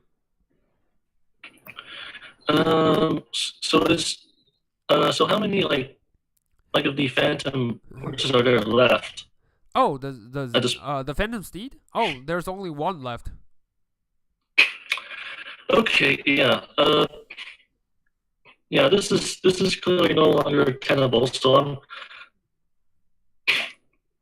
Ravani, get your sorry Yeah. ass out here now. yeah, this is no longer tenable, and that kind of ticks me off. So I sort of go in like a pally manner. It's like I just sort of grab Bright Eyes to take him with me, and I sort of like grumble like I swear to God, Bright Eyes, if I ever see who if I ever find who it is that made all these zombies, I'm gonna blow them halfway across the Sword Coast for this. Bright Eyes kind of nods heavily as you say that and leaps onto your shoulder, turning into one small figurine once again. Yeah. Yeah. Yeah. And I'm gonna get on the horse now and Alright. and just I ride. guess, wait, is Viking on? No, he's Is not on Viking the on- horse. Both of you are like about to share the same horses. If you wish, Yeah, I'm you gonna- can always ride without him. That's also another option. I'll say you can use your bonus action to help him get on the horse, because you use your action to mount on the steed. Yeah, I'm gonna sort of like sidle up the Viking and sort of reach out my hand saying there's okay, maybe you kind of had a point. There might actually be too many. Viking? Yeah, so I'm What gonna, was that? I didn't hear you. Like I'm just like just get on the friggin' horse. okay. For once. Yeah, for once ready. You see Viking like kind of smirking as he gets onto the. You go from like bashfulness to anger, like yeah. that. Yeah. All right. So I'll roll that both of you use your action to like ride off Okay. out of the tavern, as all the Z's kind of engulfed in flame, as well as the tavern. You see, can it has kind of as I'm- semi breakdown as the tavern is on fire. It's like, As I'm- no. as I'm riding away, can I actually try and firebolt the remaining balls that I left back there? You use your action to mount, so yeah, I would say Okay, never mind. not Sorry. this turn. No. But, Okay. yeah. Yeah, so both of you use your action. Alright. Right What if- now you're riding on the streets. Which direction Okay. are you guys going? Just wondering. Probably towards the manor. Okay. Yeah, sure. So towards the manor, you say. Alright. So you guys Assuming that's where everyone else is going at this point. Oh. I thought you guys are going Oh, Okay. I thought you guys We said talked you were about- going, sorry. I thought you guys said you were going to the ritual? The center of the ritual? I'm not sure. remember where I said we got to find out whether or not she's all crazy and psychotic, If Okay. or Maria's she an can ally, help us. yeah. Okay. So, Right. you ride up to the Okay. manor. At this time, you see that the manor is like completely surrounded by Z's, like a horde of Okay. Z's. The one you spotted in front of the tavern, that's nothing. This is about 10 times the horde that's surrounding. You see right at the front gate, the Maria is actually guarding the front gate in front of all her soldiers. She's cutting down like the Z's, like they're weeds or something, and she's like, "By the name of the Watcher, I compel you to leave." And she's holding out her holy symbol. Sadly, that doesn't seem to have taken effect, as the horde usually whenever you assume that by her holy symbol she might be a cleric or a paladin. Usually when they search for their divine interference to like push away the undead or the unholies, they usually back up. But this time it doesn't seem to work, and she just like, "Roar!" And she just leaps into the horde, started smacking down, like cutting down more enemies as you were talking. So, what would you like to do? I'm gonna hop off the horse and help her. All right. But as soon as I see her, I'm gonna be like, "This is not my fault." Like just Alright. as soon as she's within earshot. I did not do this. She's like, "I don't care. Okay. Do I look like I give a fuck about this right now?" Does that mean you don't want her help? You'll be more useful elsewhere. Yeah. Nah, just each token is about 20 of sword. Yeah, so Okay, good luck here. Good luck. Okay, we're going, guys. yeah. We can cut Find this into the whoever source, did should be this. fine. Yeah. I just sort of give up this exasperated, like, seriously? This isn't even fair. I know she has such a nice house. Life is not fair. That's not what I mean. Like, Maria's like, "Hold the gate!" As she's like closing down the front gate of the like manor. Well, the second gate. The front gate is already being smashed open. That's where she's fighting. But the second gate, like, she's fighting in the front line. Unlike the prince you saw earlier, she's actually defending her home by herself. Yeah. There are definitely soldiers, but like, you think that she's like all supporting this on her own. So, yeah. What would you like to do at this point? Actually, 9 is gonna help her. Like, he's like, Yep. "I don't think you'll be needing my help with this vast group of people. I will stay here and help to keep her alive. So you can ask your question later on." Do you want me to drop you inside, or are you good out here? I think I'm good. And like, he just kind of click.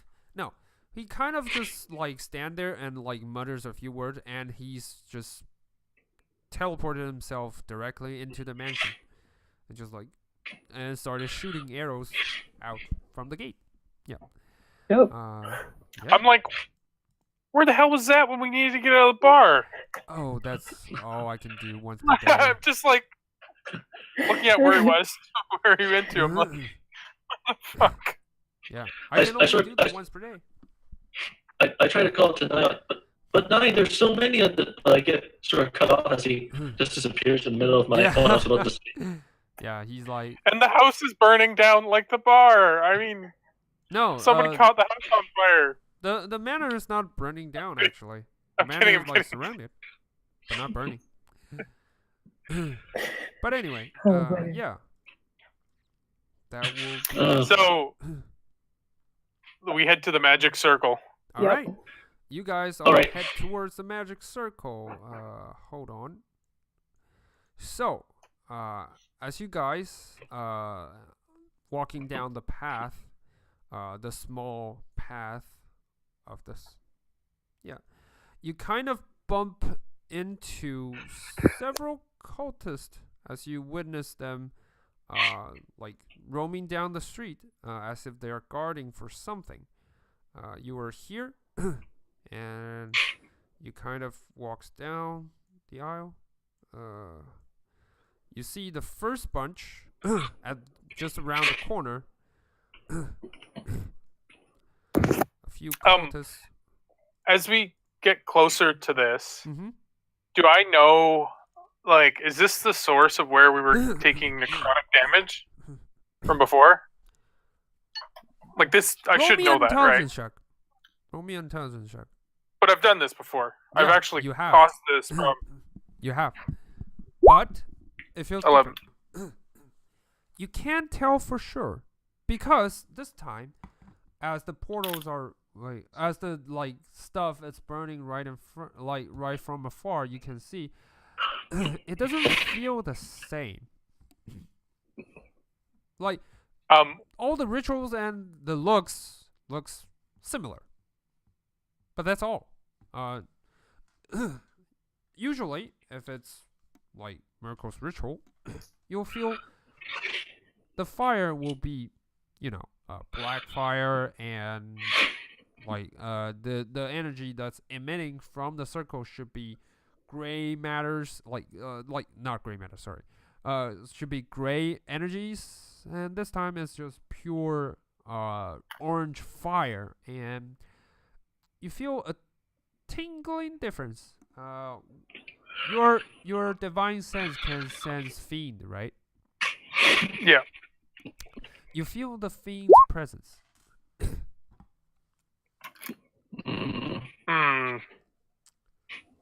I sense fiends nearby. So before we encounter the cultists, can I have a action? Yeah, definitely. I want to cast Bless on the three of us. Tully, myself, and Rainy. All right. In hopes that it might help quell the necrotic onslaught. Mm-hmm. You guys didn't feel any more necrotic energy afterwards, after in the tavern. Which you assume, you're not sure why, but judging by the looks on the townspeople that were forcefully converted into undead, it feels like they receive this damage constantly, that eventually breaks their body, and their body gives in to the necrotic energy, and thus they changed. But you guys never received anything else besides from the first wave. So it's weird. Yeah. But anyway. But I still think this is a good thing, blessing. Yeah, Yeah. definitely. Probably for my, probably not exactly Merkel blessing, but Yeah, definitely. a blessing. A blessing. A blessing. Blessing. Yeah. The faith of our friend. All And, right. and I'll go stealth and take to the roofs. Okay. So you walk onto the roof stealthily. It's almost about a minute, so do you drop onto the roof? Yeah. I was going to deactivate the boots and just walk So on. the boots kind of, at the moment you deactivate it, you feel the power kind of left its boots. Time's up, and you land it. Not stealthily enough, but you landed nevertheless, and safe. And Miss A Jones. shingle almost takes Ravani out, in fall. yeah. Like a tile from here. Ting ting Like- ting. Yeah. Whoops. Whoops. Just ting ting ting. And as you landed on the rooftop, you noticed that the cultists that were right in front of you, they are holding, they're each holding something. And once they see you, they just throw. Yikes! Yeah, they just throw whatever they're holding onto you. All of you, roll me a dexterity save. Question: Would I have had enough time to cast mage armor on myself as we were riding away from the manor? Yeah, you would. I would rule that you would. All right. Yeah. Okay. And then dexterity save. All right. Yep. Yep. Okay. Just okay. I'll just do the save and then All right. So mine's a 10. For No, Oh, because yeah, of my oh, protection. you have Yeah. blessed. You can use blessed. Oh, right. And I have our protection, which is automatically another D4 Yeah. or D3 or 3. Sorry. Yeah, a 3. And- Automatically a 3. Oh. So So it's 11. 11. All right. For Tolly and Ravani, you both dodge just in time.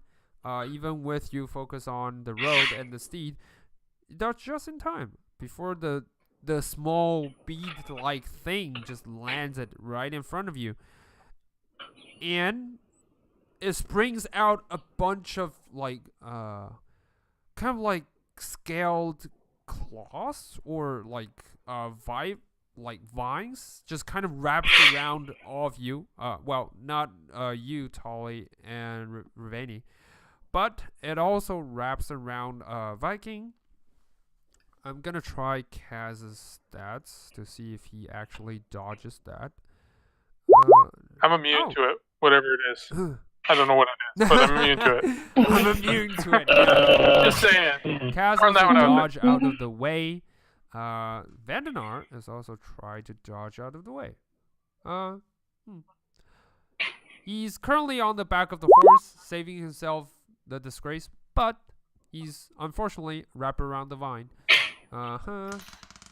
They all get my +3. All right. Yeah, I know. Even with the +3, it also fails.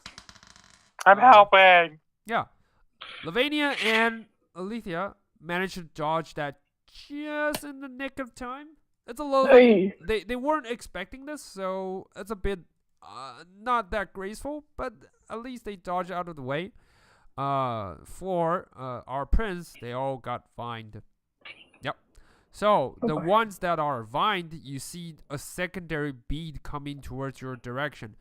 Now you can either roll for a strength save to try to break free of the vine, or you can try to roll a dexterity save with disadvantage to try to pull yourself away from the bead.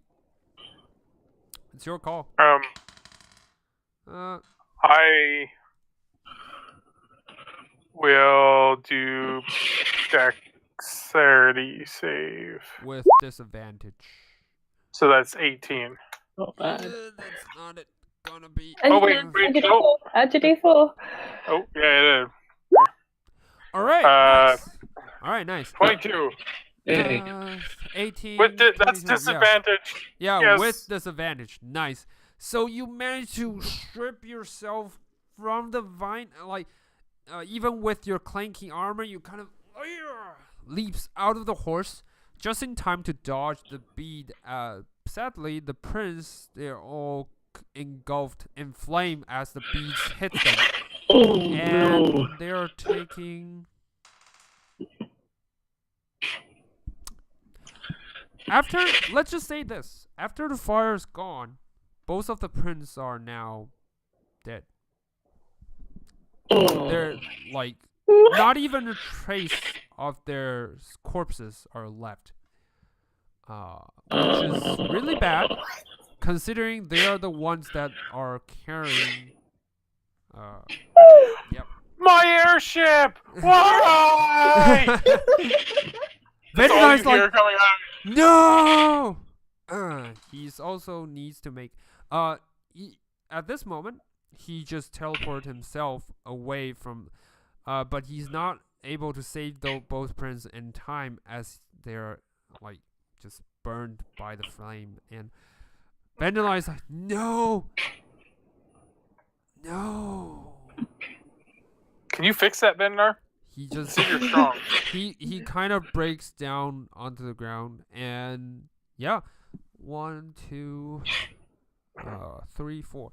All right. The cultists, the rest of them are gonna throw 2 more beads at you guys.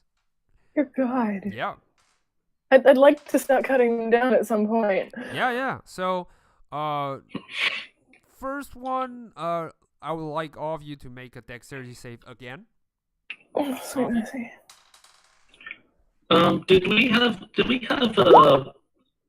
a rest to like regain our like spell slots and stuff at the end of like the last session or something? Or You never really used anything before you take a rest, and then yeah, I would say you probably had a few rest, like as a short rest, not a long rest. But before that, you guys when you left the house, you guys were fully rested. So you never really used any of your spell slots after that. yeah, So it should be fine. yeah, that's right. Yeah, okay. Yeah, and Right, okay. Yeah, I remember now. right. For you. Is a 19. default going to save me? Should I bother? Yeah. All right.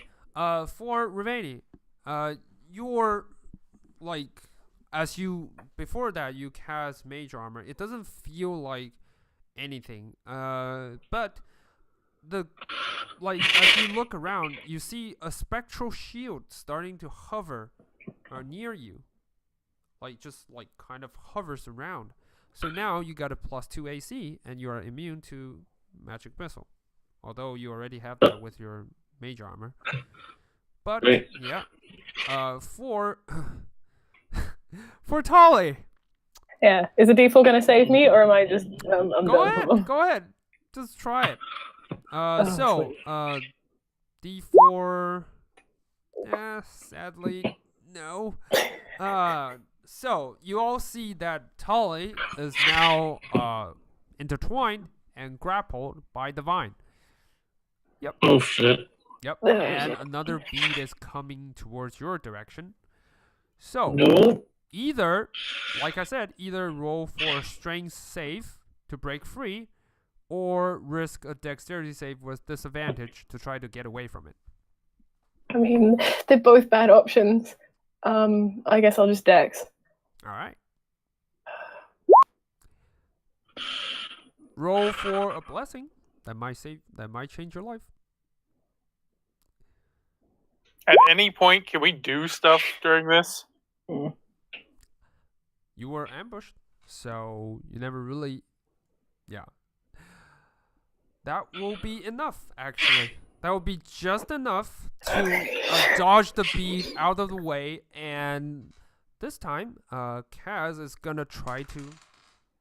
All right, he actually catches the bead, before it turns into a pile of engulfing fireball, and just toss it back to the group. The group, they are now gonna try to make their dexterity save. Go, Kaz. Nice. Awesome. Which only one of them fails, so yeah, as the beads impact on the one that was near him, he just got engulfed in flame as well and just died. Just after the fireball, he just completely disappeared. Yep. Without the trace. Alright, now roll for initiative. You're now entering initiative turn again. Roll for initiative. Okay. There's a good roll. Where were you before? Yeah. Alright, I'm gonna roll that all of them have the same initiative. That's a 12. Alright, 12, not bad. Initiative wise, so she. Lavania. Alethea. Alright. 19, not bad. Yeah. Yeah. Team Rogue. Yeah. Next one, not so good. 10. So for Vandenar, he's also gonna try his initiative. Not as good. Not bad actually. Kaz, initiative 10. Whoops. Oh no, sorry, it's not Vandenar. Vandenar. Add 17. And Kaz 10. Alright, that will be of your teammates, I assume. Kaz, Alethea, yeah. Alright. So, the group of the cultists is gonna try their initiative. 11. Not bad. All right. Now, go ahead, Tolly. It's your turn. All right. Yep. I'm throwing. Go for attack. The first attack miss. Am I, like I said, that's if it's a surprise round, does my advantage get cancelled? Like, because I get advantage if I go first, but I don't know how surprise counters that. Surprise round means that they needs to be you guys needs to ambush them instead of them ambush you. So no, like sorry, I'm not being clear. Like assassinate.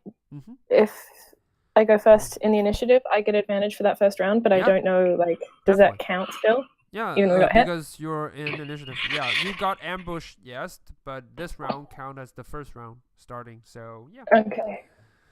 Let's see, sneak attack. Sorry. And then +3 for whatever. Yeah. In the combat. Yep. All right.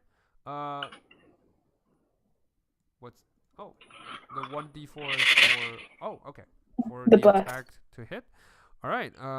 Yeah, that all hits. You thought you were gonna miss it, but turns out it hits. Yep.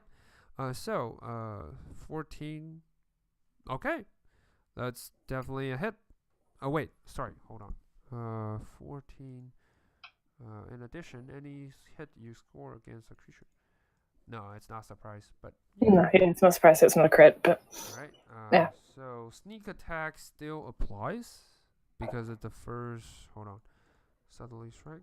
because I had advantage, so sneak works. Yep. So yeah. So he's taken that 14 amounts of damage.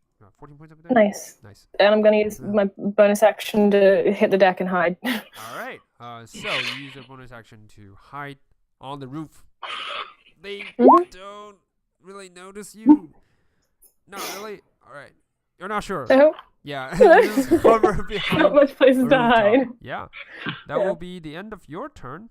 Now will be Lavania's turn. Lavania, as a trained assassin like you, but well, more experienced. She's better. She's better. Yeah, she's gonna try to dodge roll all the way to here, and then just backstab this guy. Nice. That's definitely a hit. Okay. Nice.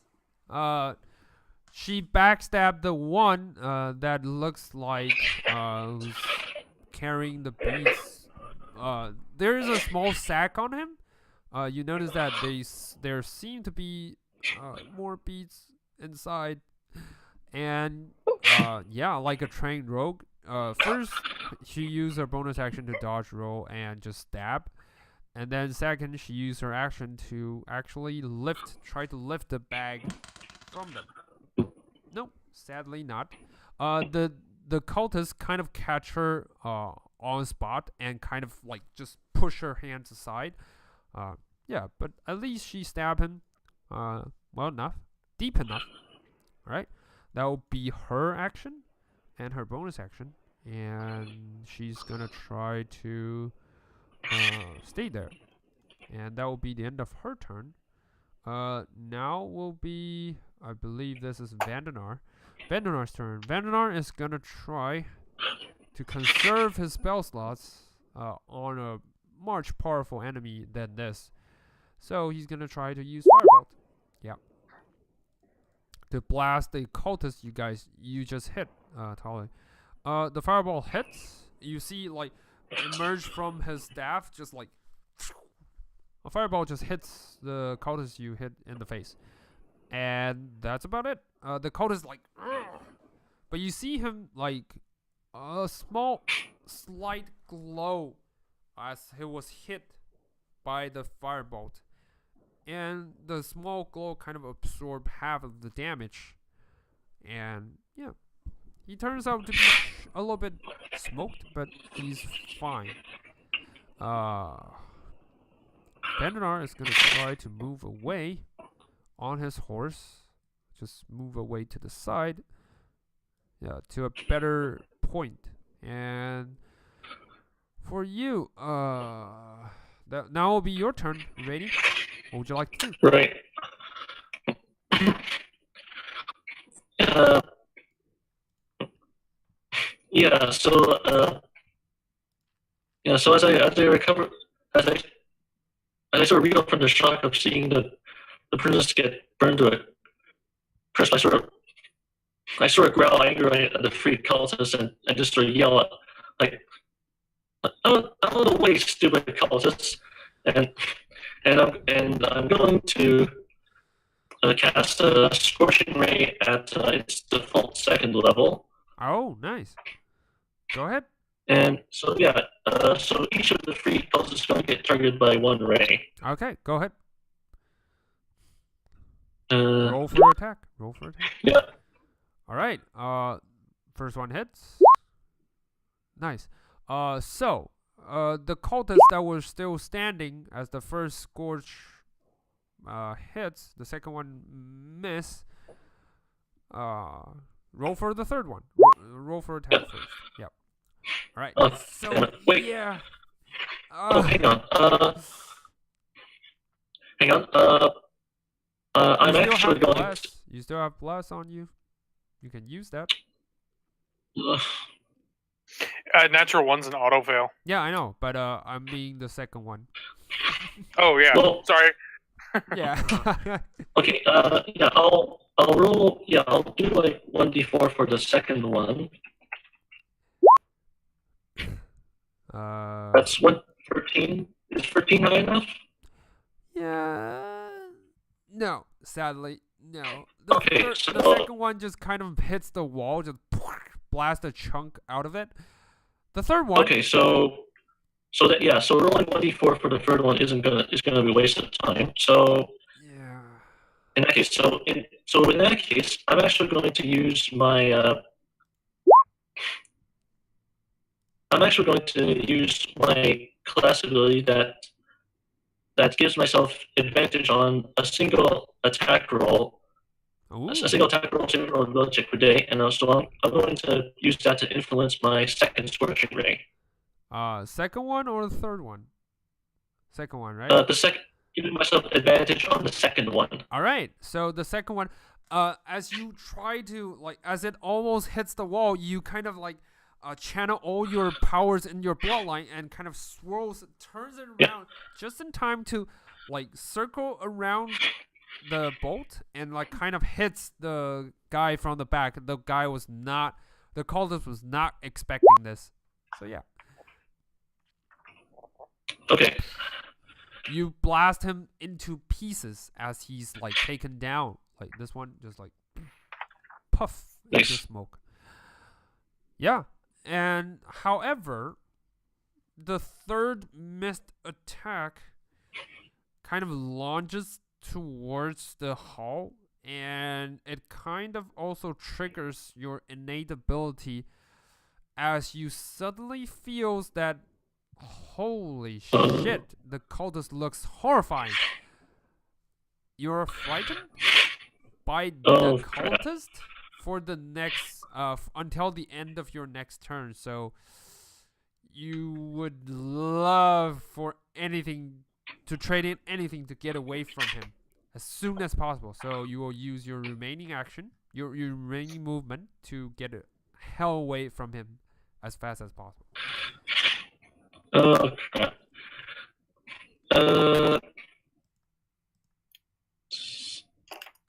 Yeah. So. Okay. So yeah. Yeah. You guys all see Rennie is like, ah! No, and then she's just running away from the cultist. Yeah. That will be the end of your turn. Now will be. Huh. So the first scorching ray when it hit its target. Mm-hmm. Was the 12 dash not enough to kill that one? Or? Yeah. The 12 killed that one. The second beam just kind of hits the other guy in the back. Okay, all right. It doesn't really kill him, but. Okay, just making sure. Okay.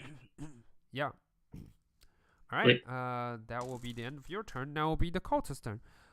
The leader is actually gonna take out a bead and just throw at you guys. Wait. Hold on. This one. No, he only has. No, actually, he used out all his speed. So he's gonna pull out his dagger and try to lunge at the nearest one, Lavinia, and try to stab her. It's a miss. Lavinia just like moves around and dodge the daggers. And she even have time to like call him out all the mistakes he's made along the way. It kind of reminds you totally of your training. Like, you need a few inch of your foot moved leftward, or like the blade needs to be straightened up.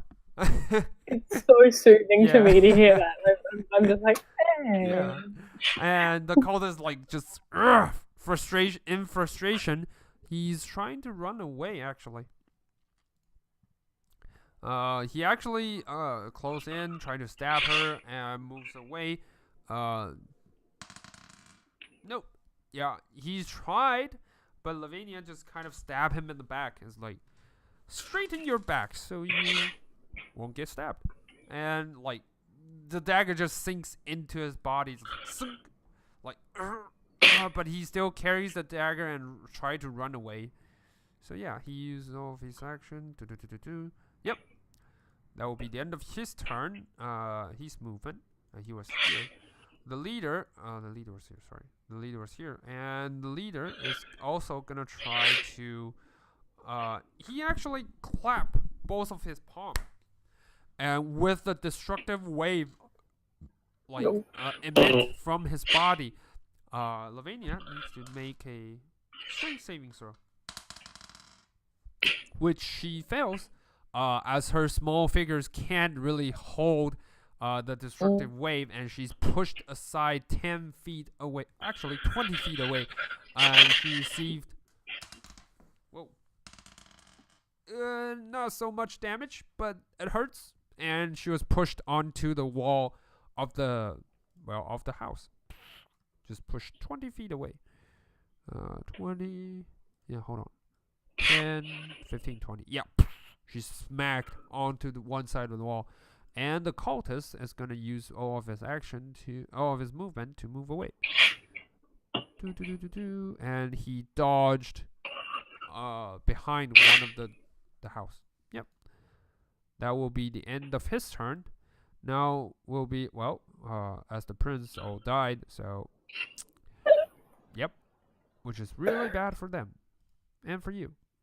Yep. And Alethea is gonna try to calm Reveni down by saying, everything's alright, don't worry about it, and you'll be just fine.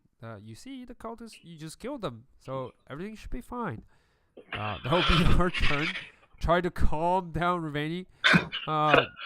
Viking, it's your turn now. What would you like to do? There's still one cultist on the loose. So this is a building, right? This thing here. And I can't see. Like, can I see through it? Nope. Is it open or is it solid? Nope. Okay. It's a solid building. Can't really see through it.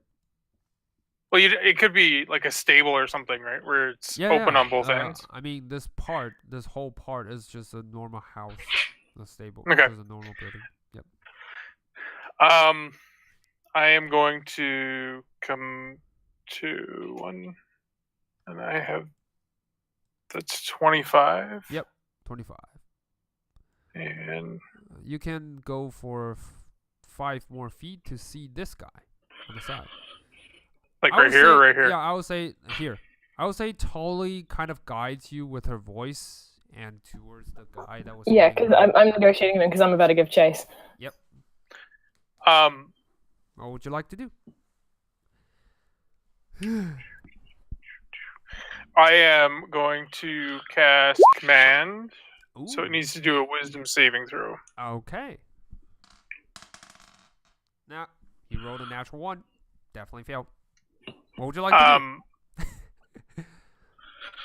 do? I will tell it to approach.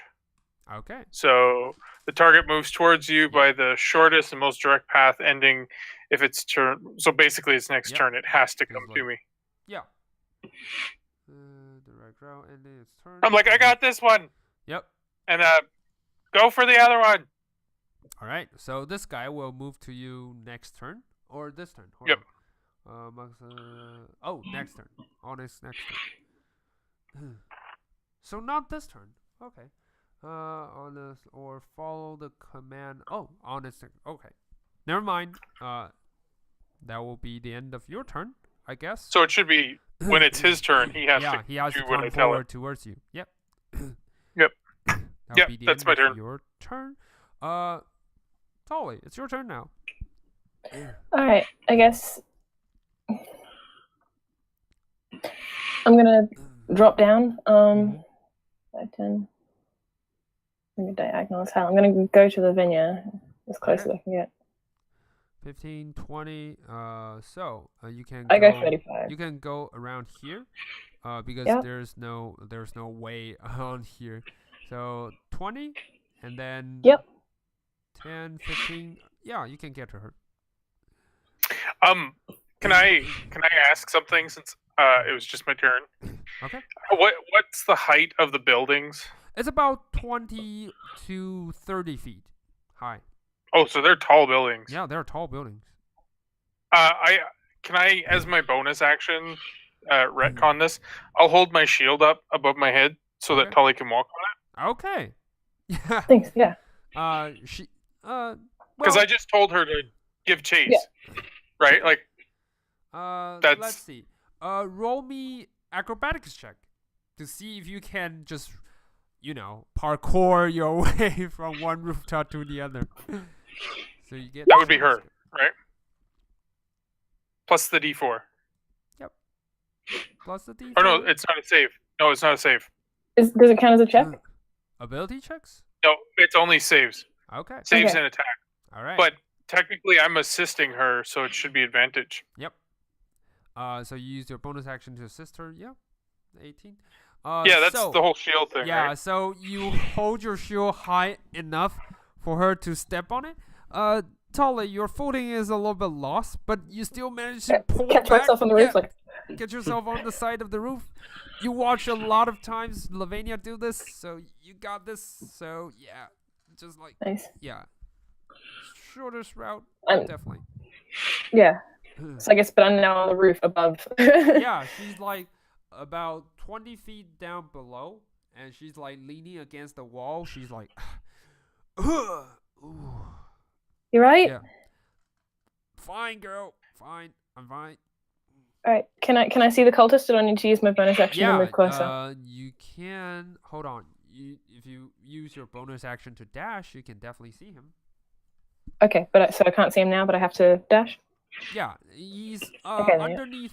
He's not only underneath you, but also across, like dodging around Yeah. the corner. Well, at least All right. what you last saw him.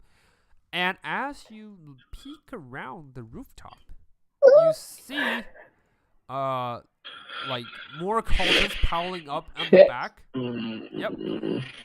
That's not really good. And Nope. moreover, you see, now you get a better look, a closer look. You see, in front of the town square where the piling flame was, there's a bunch of the cultists that were gathering around. You guys, because some sort of weird magical presence or something like that, similar to that, you didn't really spotted them in the first place. But right now, there's a whole bunch of them just lying around in front of the circle. They don't seem to pay any attention towards you, however. In fact, they seem to be focusing on the flame. And you can all see they're just performing this sort of like a ritual as all their power kind of combines together. You can see energy ribbons kind of coming from their palms against each other, just pulling against in a gigantic circle, and all of their energy just pours into this ritual. you have no clue what it is, but it looks serious. Nope, it looks bad. It looks Yep. real bad. I want to stop And- them immediately. Yeah, and But- right in front of your eyes, you now see a better look. The flame kind of formed like a small portal-ish, like kind of mirror-ish stuff. And when you look through it, you can see a gigantic dragon that was on the other side.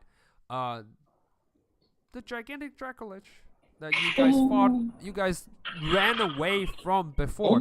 He's not in here yet. He seems to be on the other side of that, whatever that ritual is. But he's there.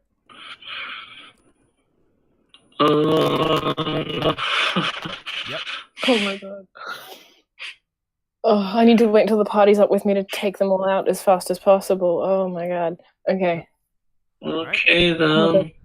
Bad news. All right. Alright, I've only got my Like attack you. left. Now, I'll get the ones closest to me. all right. Go ahead. Roll for attack. All right. The Thorn Glaive, kind of almost missed as. Which one? Hold on. Which one? All right. The one that buffeted Lavinia. Oh. All right. Then that won't be enough. Yeah. Sadly. That's okay. So it bounces off his like its armor, and just you manage to catch it back, but Yeah, I'm just like shit. Oh, we're in bad. We're in bad. that will be the end of your turn. Mhm. Now it will be Lavinia's turn. Lavinia, being as tough as a nail, she stands back up and like moves around. And I've narrated exactly where everyone is, so she's not startled by Yeah. them. Plus, she know where the guy who just bashed her into a wall is, so Yeah. she just cleverly lean against the corner and stab through it. As the cultist is not expecting her to do that, so sneak attack applies as well as holy shit. So you see, Tolly, from the roof. You see the cultists that were standing down there, leaning against the corner of the wall and just painting, suddenly got a few daggers sticking out of his body, just like. And he looks down in disbelief as the daggers just kind of pierce through his heart. It's like, ugh. And he slides down against the wall, and he's dead. And Lavinia actually grabs, using her bonus action, to grab the sack from his dead corpses. Yeah. Yep. And just Thank you. just dodge into the shadow. Ding. That will be the end of her turn. Now will be Vandanar's turn. Vandanar is actually gonna move forward, leaning on the side of the wall, seeing the ritual, and just kind of shouts, "Stop the ritual at once! We don't have much time!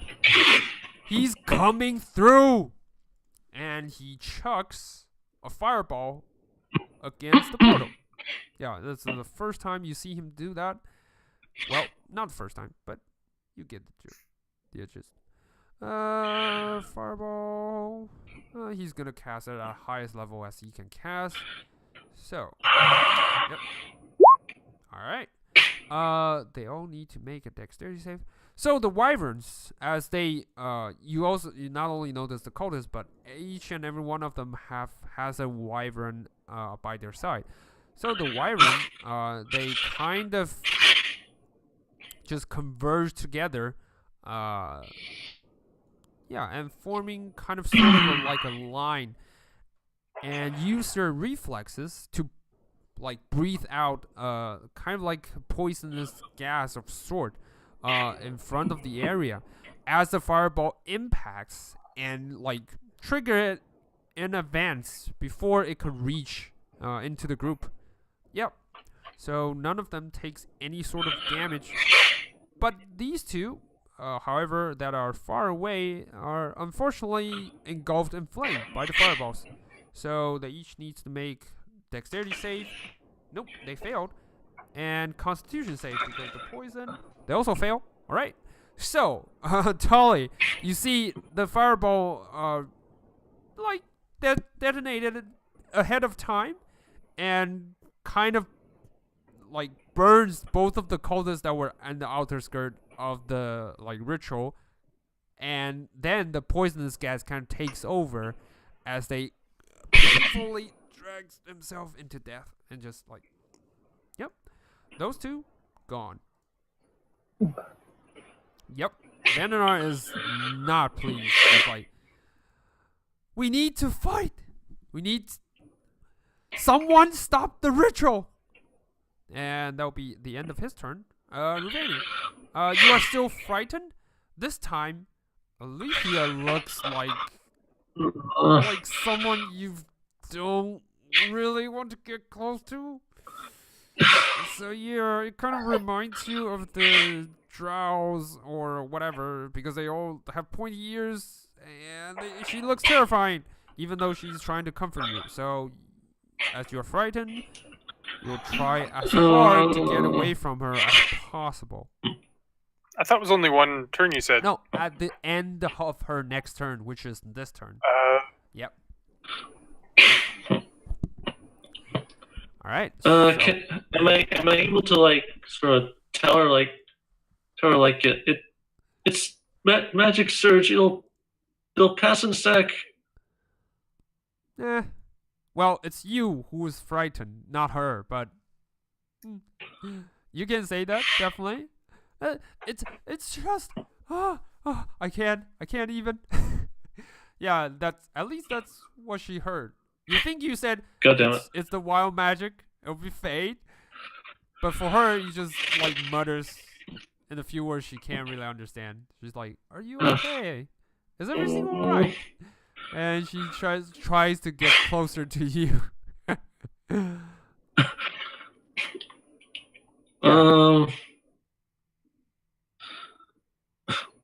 What? Wouldn't it just be frightened of that cultist or? No, because it's the nearest creature to you. Before it was the cultist, but because you ran away from the cultist, and right now, Lavania is right next to you, so the nearest creature is her. So you would try anything to get away from her as soon as possible. Okay.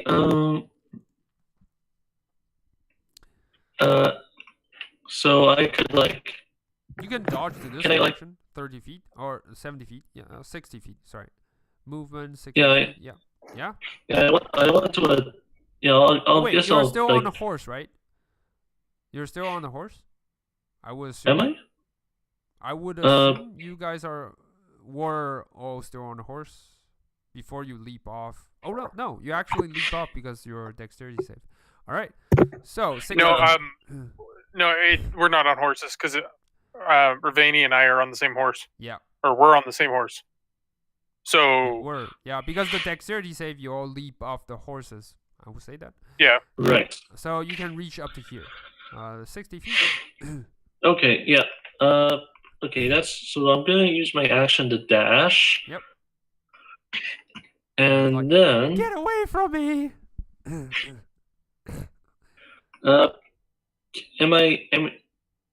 And would I still be able to use some sorcery points to use like a quicken spell during this turn, or no? You use your movement to move. You use your action to move. So nope.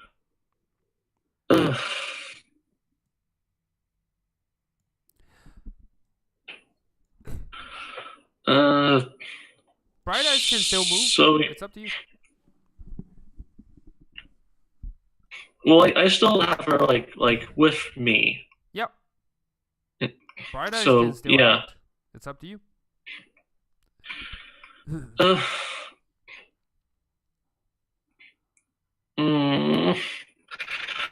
This is not what I want.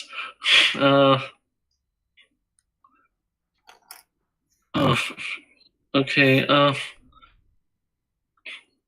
Actually, can I have Bright Eyes like sort of try to sort of climb up to like the roof to Yeah. sort of join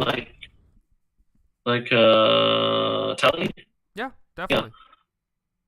Yeah. Okay. All right. Um. So you see Bright Eyes just leaps onto the roof and getting closer to Tully. Yep. That will be the Yeah. end of your turn. Yeah. Okay. All right. Now will be the cultist turn. This one is gonna move forward towards you and says, "Yes, Viking." Yeah, that will be the end of his turn. Yeah. I assume, right? Because Yeah. Yep. All right. That will be the end of his turn. That will be Alethia's turn. I Alethia think is he like can, technically, I think he can attack me though. Oh, really?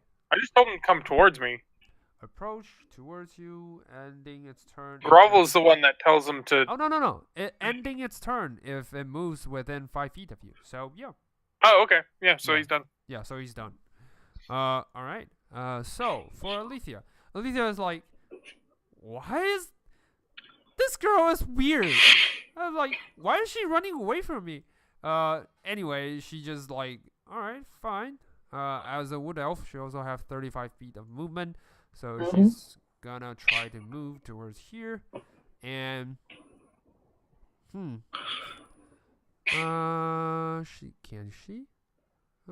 she's gonna risk it. She's gonna try to shoot an arrow on the wyvern that's 80 feet away from her, risking the disadvantage. Oh no, she has sharpshooter, so no disadvantage at all. Nice. And the arrow, what's the AC of the wyvern? Sadly, the arrow kind of took the wyvern by surprise, but unable to penetrate its scale, because it traveled far, like a long distance. And she's gonna try another. Nope, the second one also fails. Like, she yells in the frustration. Yeah. And that will be the end of her turn. Now will be Viking's turn. Viking, go ahead. What would you like to do? This Yahoo, I am going to attempt to knock prone. All right, go ahead. That's. Oh yeah. No surprises. The guy who stands right in front of you has no idea what's coming for him, so you bash him in the face. He just lands on his back. The first one's 23. Definitely hit. Go for it. 7 points of damage. You smack your sword right on his shoulder. Like, he yells in pain, but he's still alive. Second one, 15. Not gonna be enough. 16. That barely hits it. So your sword, you think he's trying to dodge, roll out of his way, but you manage to stab him in a pretty awkward spot. You stab him in the butt. Like, it's like, stop moving. Yeah, and that for hurts, more damage than before. Yeah, he's wrecked. He's like, oh my god. Yeah, as his butt has been stabbed. It hurts. A lot. Still alive? Yeah, he's still alive. He's dodge rolling, Okay. but he's still alive. Yeah, All right. barely. Though. That's. Yeah. Oh. Could I use my divine smitey stuff? Definitely. It's up to you. I'll use a level 1 divine smite. Okay, go ahead. Is it 2d6 for divine smite? I believe it's D8 or no, 5th level. Hold on, 5th level divine smite. Divine smite. Hold on. 2nd level. Yeah, 2d8. 2d8. First level and extra 1d8 for each level above. All right, go for it. Another 10 points. With the energy pouring into his body, he's like, he just blows like into pieces. And that energy was definitely on the swing to his butt. Yeah. Just saying. Shit. Yeah.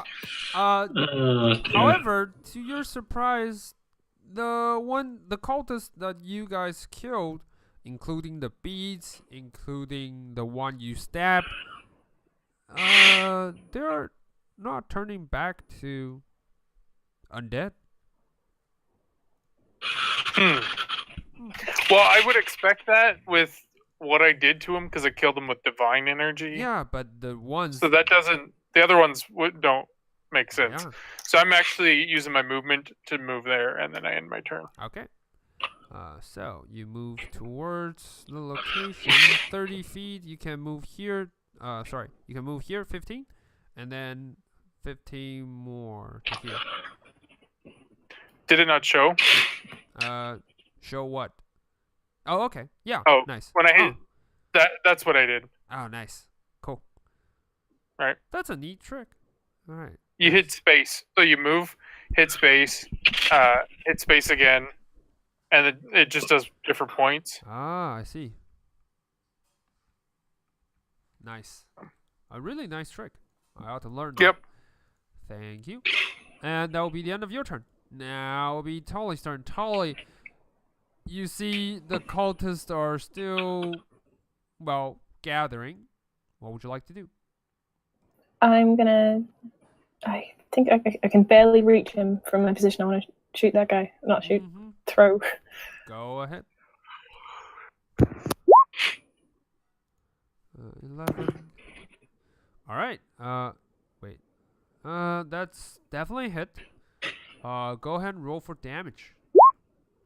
All right. The damage. The cultist doesn't seem to be paying any sort of attention. So as your dagger strikes through his armor, it takes a huge chunk of blood away from him. He's still standing. What would you like to do? Weirdo. Yep. All right. Second attack also hits. This time it's not a sneak attack, so Nope. So it's yeah, weak. 13. Yeah. So the slashing kind of strikes him, but he's standing. Like he's as if he's completely ignorant of what is happening around him. Like the ribbons kind of shivers for a bit. The ribbon of energy that kind of shivers a little bit, but he didn't waver. He just stands there. He didn't even scream in pain. That will be the end of your turn, or do you still wish to move? No, I'm just gonna stay where I am, thoroughly confused. Okay. Lavinia is also gonna try her daggers. She's gonna try to move a little bit closer, and throw the daggers at the wyverns. And all right, first dagger miss. Second dagger hits. The second dagger kind of sinks into the wyvern's jaws, dealing. Sadly, it's just. Oh, it's a 6. Not bad. So the dagger kind of sinks into his teeth, like the wyvern just try to bite down on the dagger, and the dagger just returns to her palm. That will be the end of her turn. Now it'll be Vandanar's turn. Vandanar is also gonna try to stop the ritual, and he's getting a little bit closer to Lavinia behind, and he's gonna try to cast Dispel Magic, actually. He's gonna try to stop the ritual at once. However, let's see. 5th level, yeah. No, 4th level, sorry. Yeah, he tried to stop it, tried to break the force of the ribbons.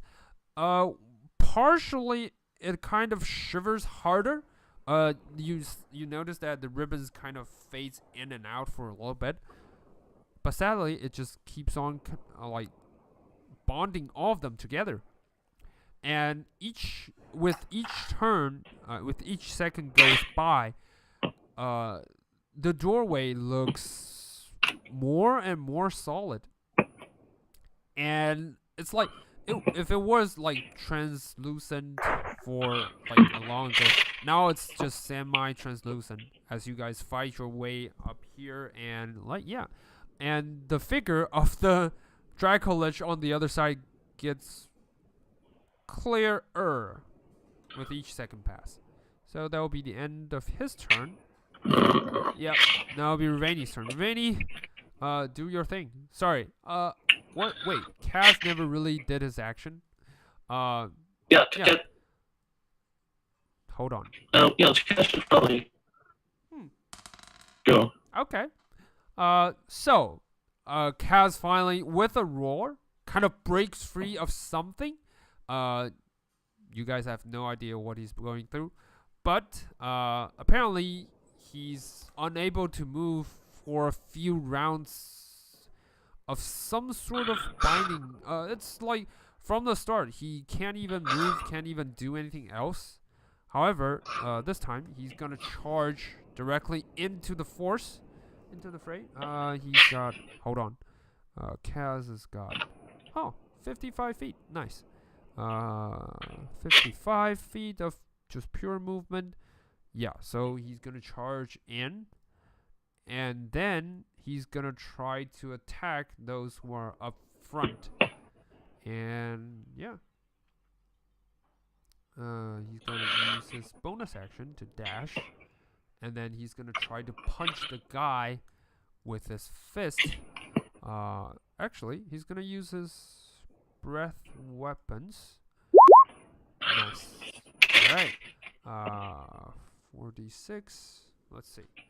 All right. Dexterity save. All of them naturally fails. So,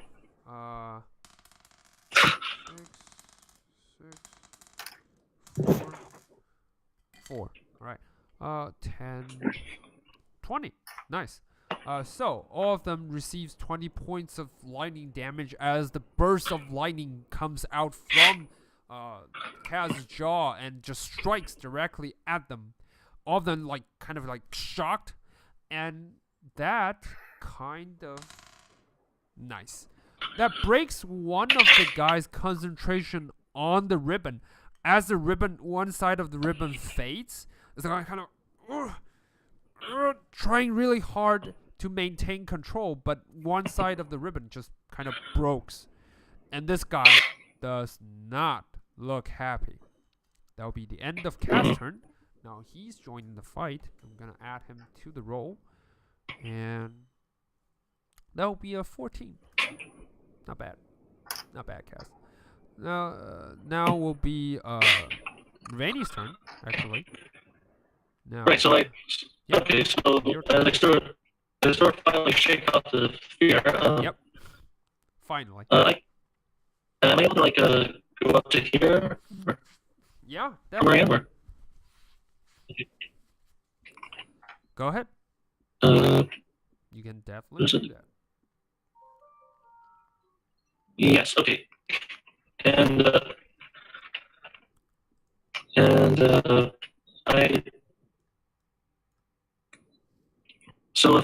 I believe lightning bolt is in a straight line. So how many would I be able to? Lightning bolt. Let's see. Ravani, you with your lightning bolt. Yes, it's got I like think it's about 100 feet. So yeah. Yeah, it's got a crazy range. So I'm wondering how many. You if can I hit survive all in- 3 of them. Yeah. Okay. All right. Yeah. So I'm gonna. I sort of head over here and Go I ahead. just sort of get like frustration by sort of shouting a sort of battle cry as I just start powering up with magical energy, Mm-hmm. and I'm gonna just fire off my brand new lightning bolt spell. Mm-hmm.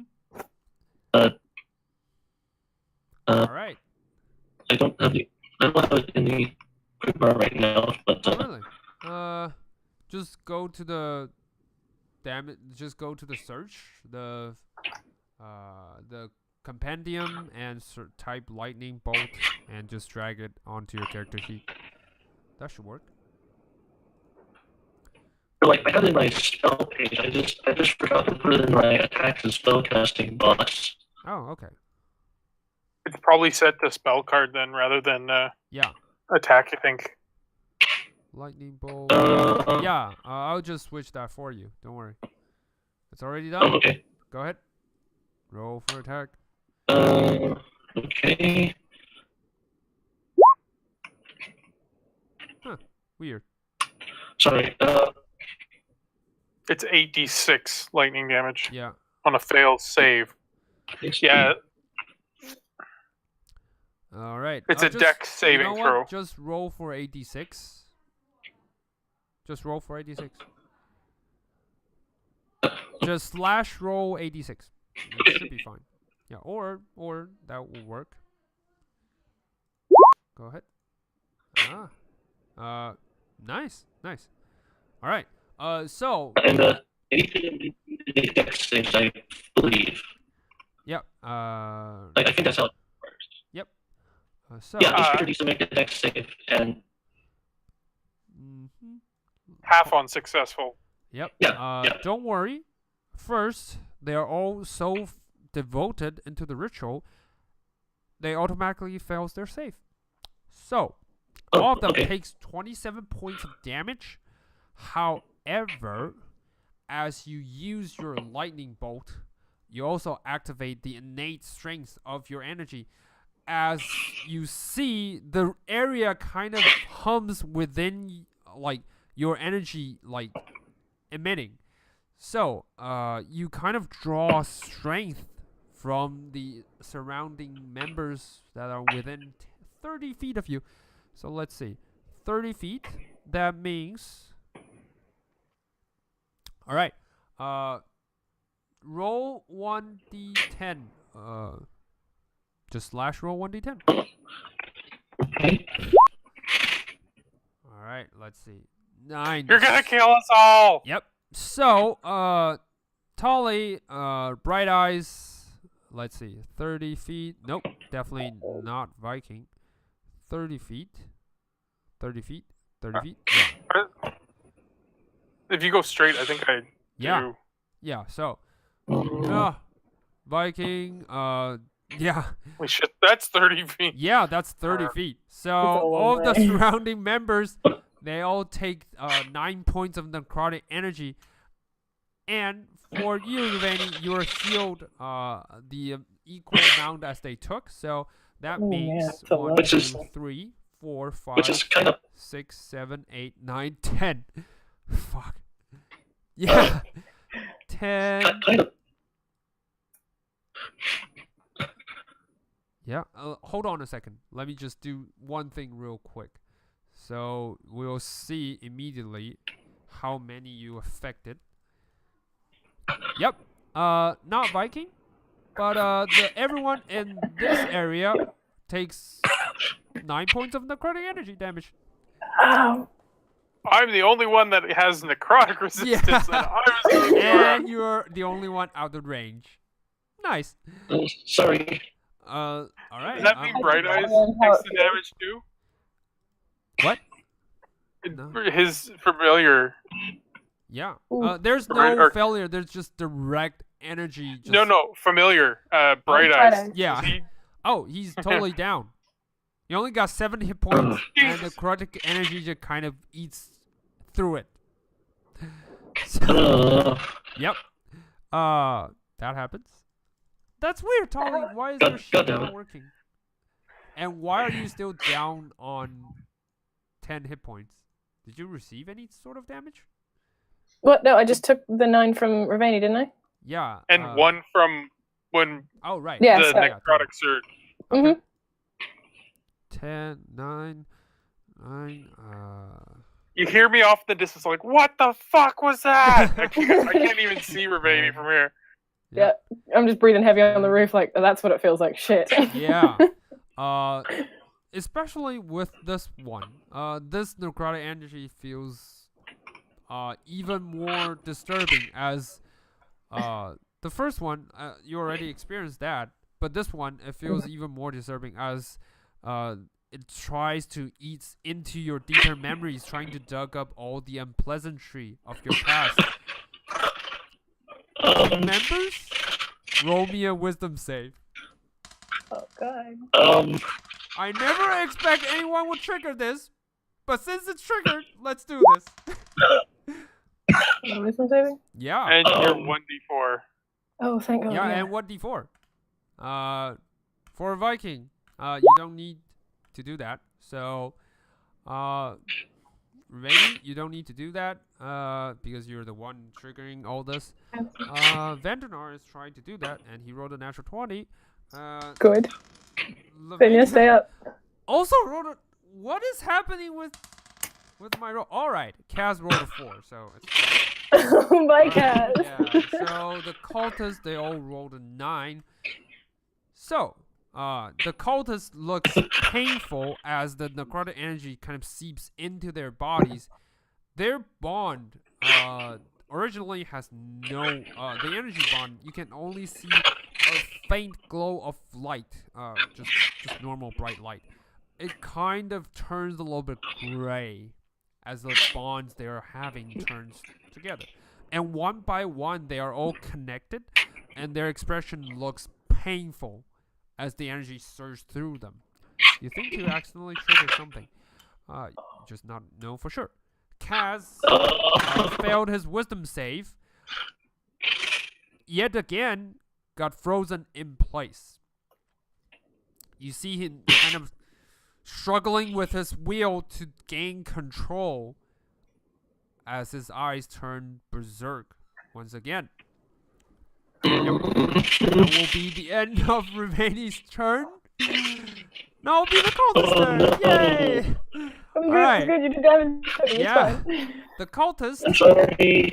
yeah, the cultists, as they're humming against, towards each other, the black energy kind of the gray energy kind of seeps through their bodies, and turning them gradually into like decaying flesh. You see the rituals are also affected.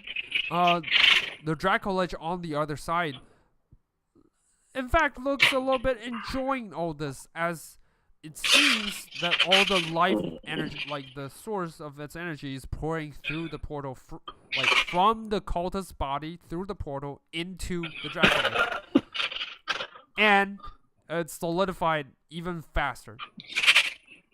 So, that will be the cultist's turn. They still can't move, and now will be Viking's turn. Viking, what would you like to do? I like to imagine I'm just standing with my arms still outstretched from the lightning bolt, just Yeah. looking on and playing like horror from what just happened from my magic surge. The one episode that wild magic kills everyone. Oh, No, God just damn kidding. it. It'll be fine. It'll just be undead. It's fine. Viking, it's your turn. What would you like to do? Kaz is going like all freaky deaky, Again. ripped through the roof Yep. again. Yep. So What I would don't you know like if I can do this or not. So if I use command, Mm-hmm. could I instruct somebody to sleep? It's one word. Command. Let me check. Yeah. I would say in these circumstances, do it. Do it and Okay. see if he fails his wisdom save. I'm doing it at level 2, so I'm Nice. picking 2 targets. I'm picking Kaz, Mm-hmm. and I'm picking one of the cultists that's casting. Smart. Go ahead. He's gonna try to roll. What's your spell save DC? 14. 14. Oh, Kaz definitely fails. He rolled a natural 3. So, even with his modifier, he's not going to make it. On the other hand, let's see what the cultist did. Hold on. I have his stats. Cultist wisdom. They have like a plus 200 to wisdom, right? Yeah, I'm guessing. plus 200 to wisdom. That Yeah, just right. sounds Yeah, plausible. plausible. Whisper, wisdom. All right. I never really expect this, but he rolled a natural 20. I used roll 20. I'm being honest. That's fine. Try not to fudge. These cultists So- are hardy bastards. Yep. Yeah, that's my turn. All right. Eh. Yeah, but Kaz failed, so you can do whatever you want to command him to do. What would you like to do? Oh yeah, it was Sleep. yeah, I don't know if sleep would be the best one or maybe calm would be another one. Sleep is probably what I would go to Or though. awake. It's up to you. Focus Okay. is what I'm going to tell him. Okay. Nice. I don't know if And- that helps in this situation, In that case. but because he's going like all ragey, right? Is what I'm Mhm. thinking. Yep. You see his eyes cleared as the moment you said focus. Yep. That will be Okay. the end of your turn. Do you wish to move, or is that all? I did move Oh, right. Yeah, I was you back moved here. closer. Oh, did Yeah. you? because Ravani. Yeah, because Ravani missed me with the thing, Okay. so I was Yeah. back here. All right. Okay. True. All right. That will be the end of your turn. Now will be Yep. Alethea's turn. Alethea, thinking that she didn't get a better aim because she's not on the roof, she's gonna try to leap onto the roof and just, just Welcome jump. up. Welcome to the jungle. Yeah, just leap onto Yeah. the roof and just like run. Hold on. She's gonna use her bonus action to leap onto the roof. 20 feet. Yep. And then she's gonna shoot more arrows out of her pouch, quiver, whatever, and just trying to shoot the one that he thinks Viking was focusing on, or Kaz was focusing on, and yeah. First one fails. Second one hits. This time the arrow drives through its mouth as the arrow sinks in, and the arrow kind of burst into a pile of like, well, it doesn't really burst inside of his mouth, more like it bursts in midair, and like a cone of arrows just strikes down onto the area, just and it also kind of hits. Well, Kaz has a AC of how much? Let's see. Yeah, nah, he's gonna be fine. Kaz is fine. Like the arrow just bounced off his scale as he's regaining focus. But on the other hand, all the like wyverns and the let's see, how much is 20 feet? Yep. So this guy,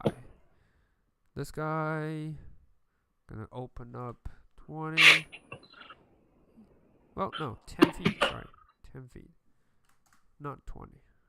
10 feet. Yep. So all four of them. So wyvern is taking equal amount of damage as. Yeah. Nice. So they all take some amount of damage.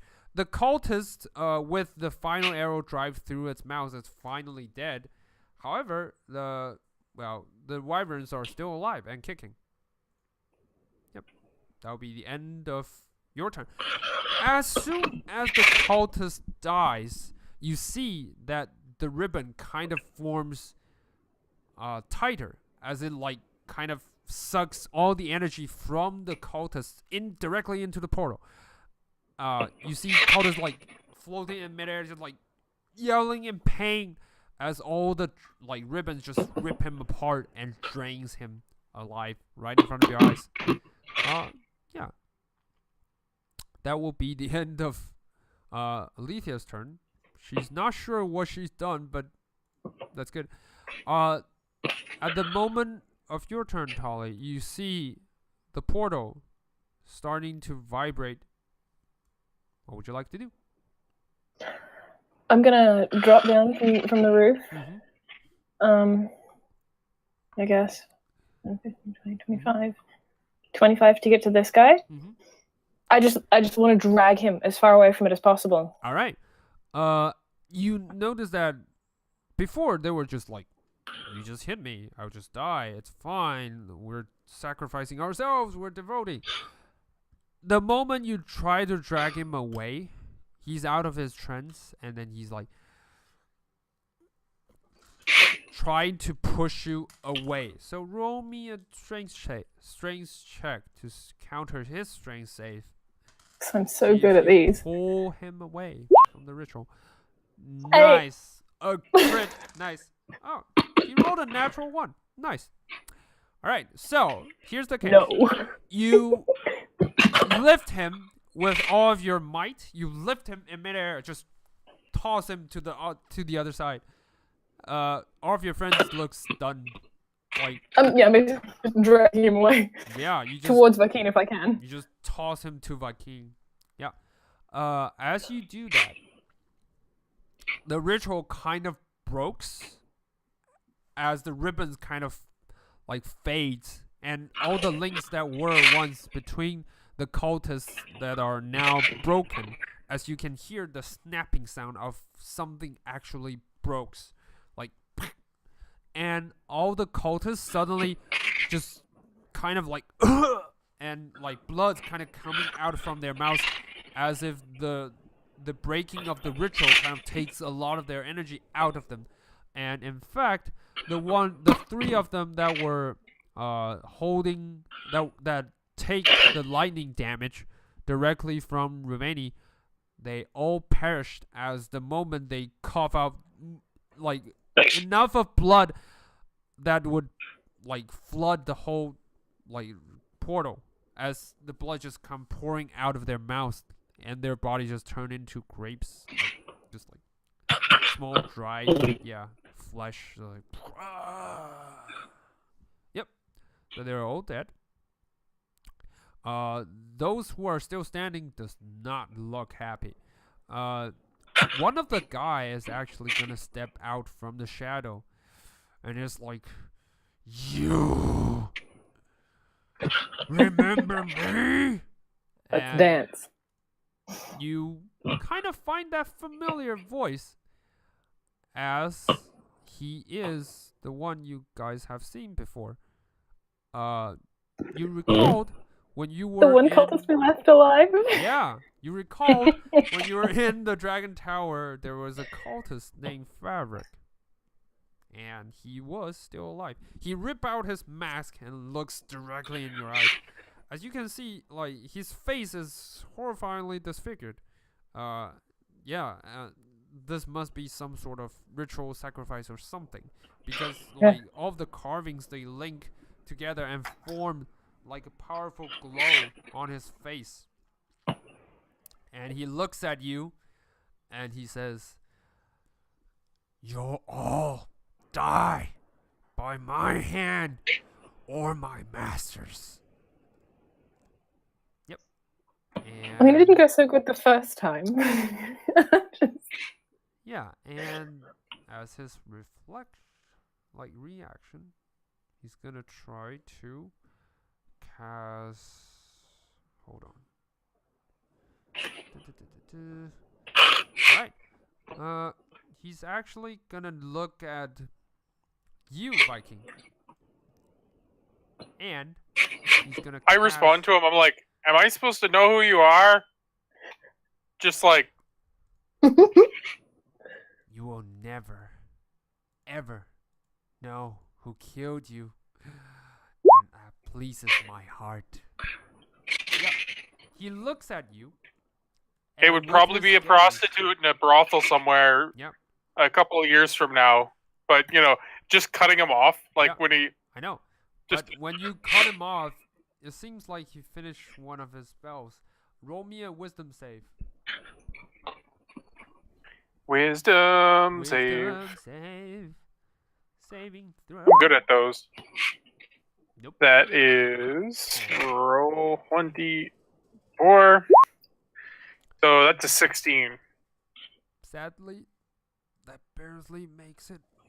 Almost gonna make it, but yeah. As he looks down upon you, you'll have first disadvantage on wisdom, actually. So you'll have disadvantage on wisdom saving throw, mechanically speaking, and all ability checks related to that. And second, when you're cursed, you have disadvantage on attack. And also, third, yeah, if he attacks you, he deals extra 1d8 necrotic damage. But it's nothing. Yep. Meh. Meh. Yeah. That will be the end of his turn. Now Fabric is the guy who's gonna have another set of initiative. So did you say it was my attack? Wait. Yeah. When I attack, I have disadvantage, or when... Yeah, when you attack, you have disadvantage on attack Oh, okay. rolls. Yep. And ability I'm okay checks. with that. Yep. Alright. That will be the end of his turn. Now will be Tolly's turn. Tolly, what would you like to do? I just grabbed and threw the cultist, and if I have a bonus attack, but I'm pretty sure I used at least an action or a bonus action for that. Alright. Go ahead. You use your action. You use your bonus action. You use your movement, right, to leap off the roof. Yep. Grab the guy and drag him. No, throw him. So you use your action to throw him. You can still use your bonus action to dodge if you wish. All right. I'll use my bonus attack just for funsies, wing the glaive at our old friend. Okay. So you throw the glaive at him. Go ahead. Roll for attack. That's definitely a hit. All right. Since it's not sneaking, yeah. It's too funny. Yeah, so you cut him on the arm as he's like, "Argh," and he looks back at you. Alright. Yep. And then I'll just use, I guess. No, I use pretty much all my movement, I guess. Yep. All right. So, make a dexterity saving throw.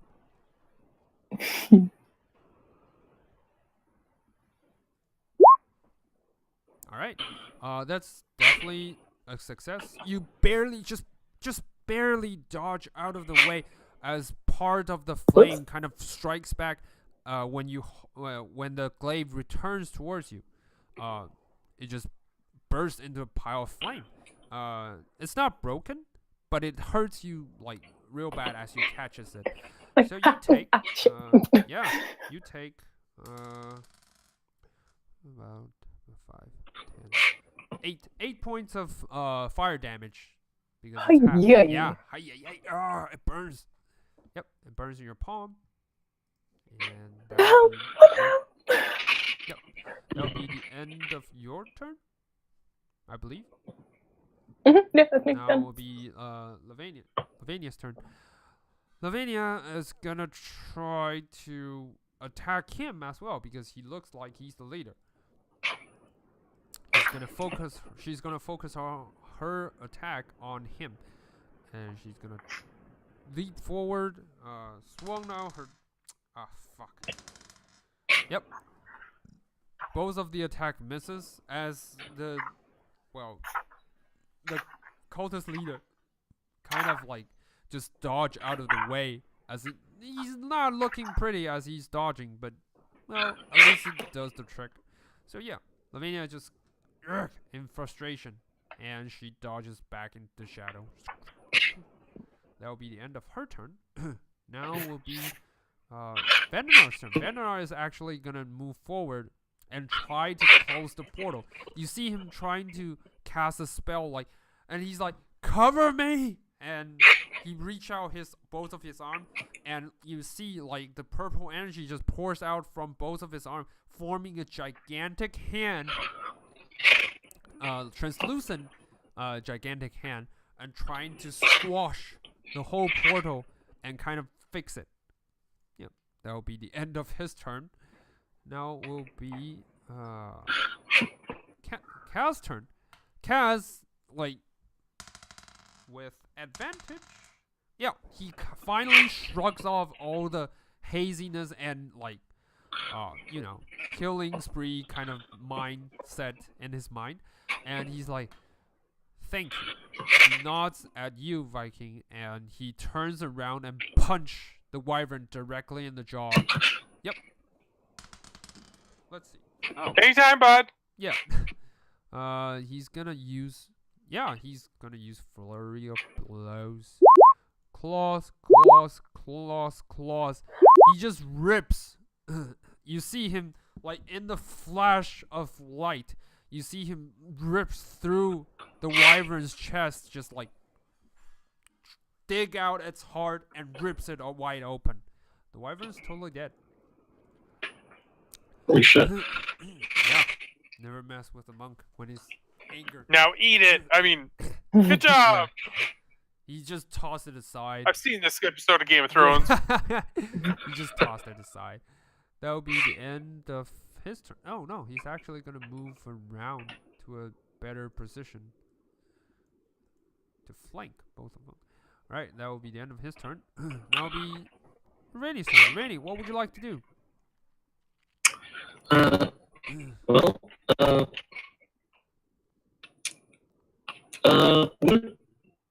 do you know if my suggestion spell would have any effect on the wyvern by any chance? Your suggestion spells? Yeah. You have no clue. You can try. You're not sure. You're not entirely sure how they communicate with the wyvern. You can. You know what? Roll me an Arcana check. Okay. Roll me an Arcana check. I don't want to rule out the possibility you might know how this works. That's 12. Yeah, you think from the past of the book, you think you saw it somewhere. It must be the tome of, well, the tome of something. But anyway, you remember some part when you read in the book, they commune through draconic. Which is a language I do not have. God damn it. Yep. Okay, let's see. Actually, okay, in that case, yeah, I'm gonna sort of go back up, Tally, though, like you can sort of clearly see I'm still pretty rattled and unsettled by that particular magic surge that just happened, but I'm gonna give this guy this sort of angry sort of glare, and I'm going to sort of reach out my hand, reach my sort of hand towards him from where I'm standing now, and Okay. and I'm going to cast suggestion on him. Okay. Nice. And basically what I'm gonna sort of say to him is that you there. Oh, one word. You there. You're Suggestion. wait. Is one. Oh, No, command sorry. is one word. No, sorry. Suggestion. no, Go ahead. command. Go ahead. I Yeah. think I got this Yeah. right. Yeah. So, yeah. One word is command. This is suggestion. Okay. Uh, Go ahead. So I'm saying that. Hey, you there. Help us to do the rest of the ritual failed. Help us to do the rest of these incompetent cultists, and you'll be great, and we might go easy on you. Okay. So basically, you ask him to help you end the rituals, fight the cultists, and yeah. All right. Wisdom save time. Let's see. DC 15. Sadly, he's got it. Oh wait. Huh. No. Wrong guy. Sorry. Oh. All right. DC of 15. You said. Yep. Yes. That's just enough. Sorry, I rolled the wrong guy's stats, so I have to reroll. Okay. And yeah, so for example, no, sorry, what I'm talking about. So the cultist, the leader seems to be trying to really hard to shrug off the effect, but in vain, as your words means everything to him. And he looks upon you and says, "By all means, my friend, by all means, I'll try to stop these evil people, whatever." Yeah, and he looks around at the cultists. The cultists now look scared as their leaders were turned. That'll be the end of your turn? Excellent. Alright, so the cultists, they all look around to see that Fabric, their leader, is turned. And one of them tried to do something. Well, he can't. He just turns towards the other one and says, "Quick! We need to let Venom out!" Yeah. And he just jumps into the flame. Just like leaps directly into the flame. So one by one, all of them leaps into the flame. The energy just kind of, yeah, the gray flame kind of engulfs them, and they just happily embrace everything as their flesh falls off, their bones starting to melt, and eventually nothing is left. And as they, one by one, they leap into the flame. All of them just leaps into the flame. So, Fabric, being the only one that's still standing, and a wyvern who still survived somehow, and it's not leaping anywhere. In fact, the wyvern is gonna try to fly away, for it seems like it knows what's about to happen. It tries to fly away.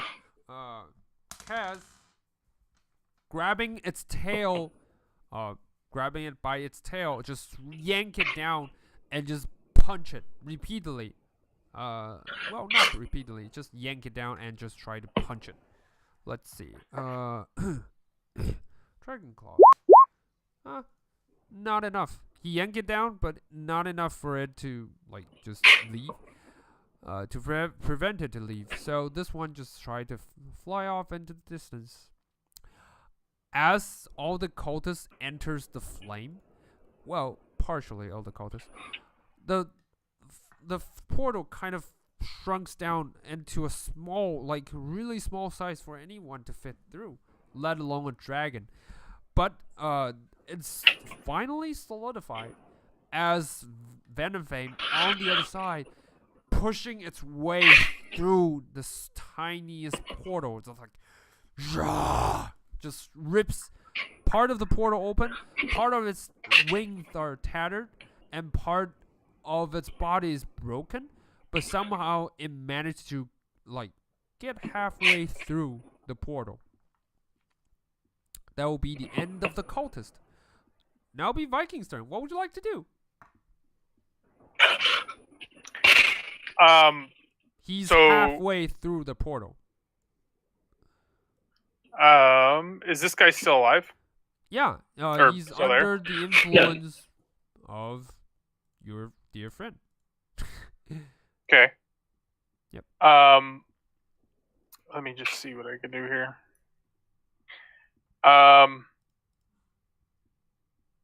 One. Nope, that's humanoid based. And that is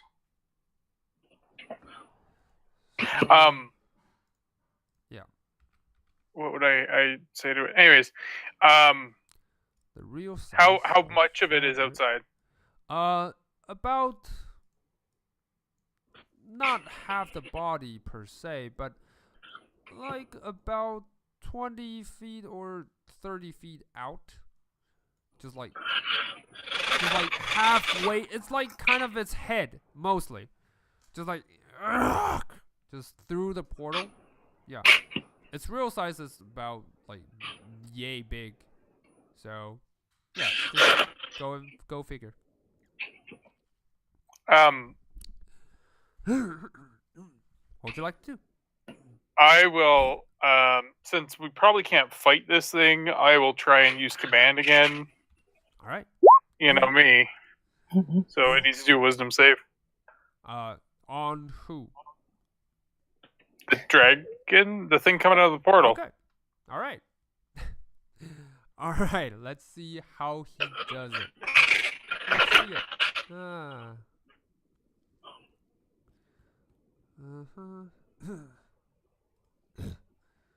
Let's see.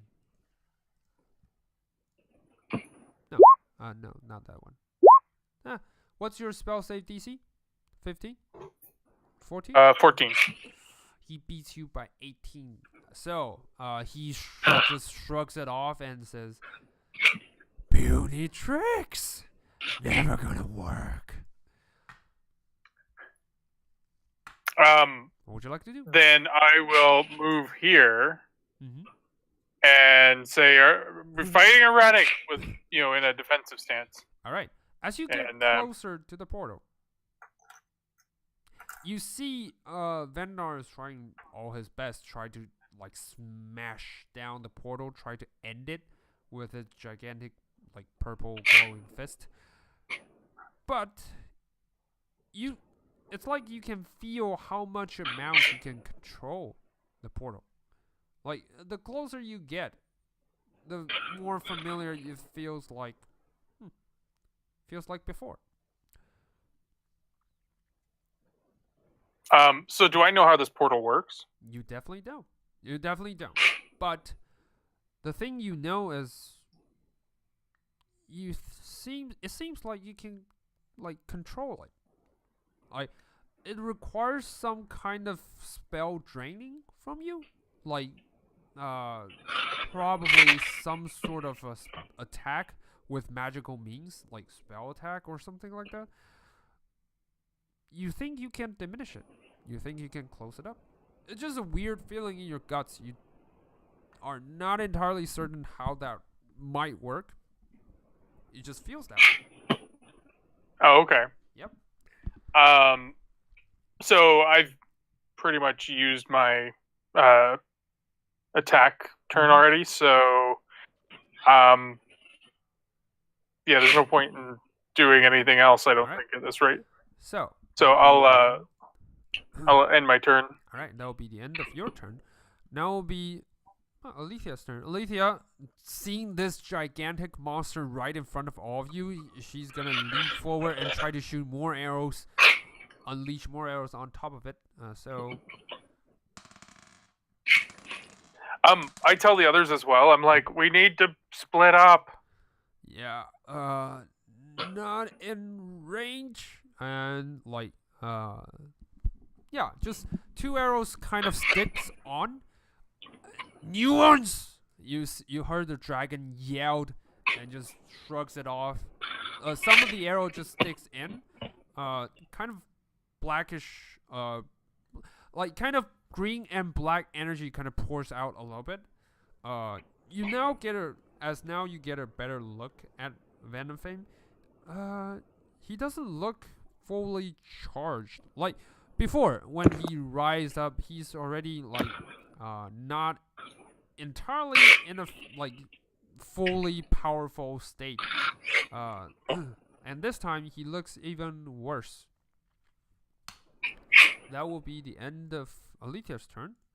Now it will be Fabric's turn. Fabric, he's gonna try. I think Suggestion always have a spell save, right, at the end of his turn. Let me check real quick. Wisdom save on the following command. Oh, sorry, that's command. Suggestion.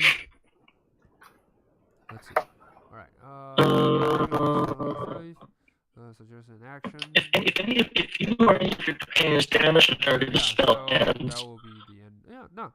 So yeah, he's still he lasts until the spells. So up to 8 hours. Yeah. Definitely. So he's gonna look at Venomfang, and he's don't attack enemies on its life for now. Oh, okay. Nice. So, you need to let everyone know, don't attack him for now. Wait. Okay. Yeah. So, for Fabric, he's gonna look at the. He's gonna look at Venfame, and he's gonna cast a 5th level spell. He's gonna try to convert that energy into binding Venfame in place. So roll for Arcana check if you wish to know what this is. Okay. Nice. Really? Yeah. For Viking, you witnessed this ritual many, many times before. And you also witnessed that the Grandmaster always summons some beings to this realm in order to serve his purpose. And this is a planar binding spell. However, Fabrics use it in a different way. Instead of calling something to this realm, he's trying to bind Venethane to the portal. He's trying to bind it so it can't get free. It can't break free of the portal. So that will be the end of Fabric's turn. Now will be Tully's turn. Tully, the gigantic dragon is up in your face. Well, undead yikes. dragon. Mm-hmm. I want to Yep. close the portal so it chops it in half. Yeah. Yeah. Yeah, that's my goal. All right. The dragon is actually gonna roll for initiative right now. Yeah. I'm gonna skirt out a bit. All right. Sorry, dragon. No initiative. Where's my? Oh, here, right in front of my face, and I keep forgetting. All right. So he's got a 17. Go ahead. Tully, it's your turn. It's still your turn. Roll for it. Alright, yeah, I don't know anything to do. I have no magic skills. I have no nothing. I'm just gonna hurt it. All right. Go ahead and hurt it. No, okay, no. King, you hurt. Yeah. Bless. Yeah. Go ahead. Roll for bless. Oh wait. I mean, Bless. It's only 1 minute, right? it's only 4. I'm doubting Yeah. it's gonna help. Okay. All right. So. I mean, this might get close, but All right. So, the blade, the throwing glaive, kind of swirls around its body, and the dragon just bash it to the side. So, yeah. I guess another hit. So yeah, I'll tuck and grab it and be like, oh my god, That would be I'm like, how did you miss? It can't move. it's like made of armor. It's huge. No. It's like part of its head is bashing, not the wings, sorry. Part of its head just swirls left and right and bash it away. It's got a really high AC. And that will be the end of the turn. Yeah, I'm just backing up into the shadows of this building like, oh god, oh god, oh god. Alright. So for Lavinia is also gonna try to keep her distance, for this is a big ass undead dragon she's never really seen before. So she's gonna chuck a few daggers onto the dracolich that all miss. Yeah. So 2 of the daggers just ping ping, just kind of bash onto his cheek and out of the way. Yeah, she just nothing else she can do, so she's gonna hide in the shadows. For the dracolich, here's what he's gonna do. Oh boy. First, he's gonna inhale, and all you can't really see its lung, but you can see the energy flowing into his mouth, and then just unleash a huge wave of necrotic energy directly towards you. Unlike when he's alive. When he's alive, the energy he pours out is pure green, poisonous energy. But this time, it's mixed with gray energies that are intertwined with each other. So, those of you who are in front of him in the 30-foot cone which means, judging Damn from the it, I'm portal, gonna find out. 30 foot. Yep. So all of you, basically. Yep. 30-foot cone, including fabric. Make a Constitution save.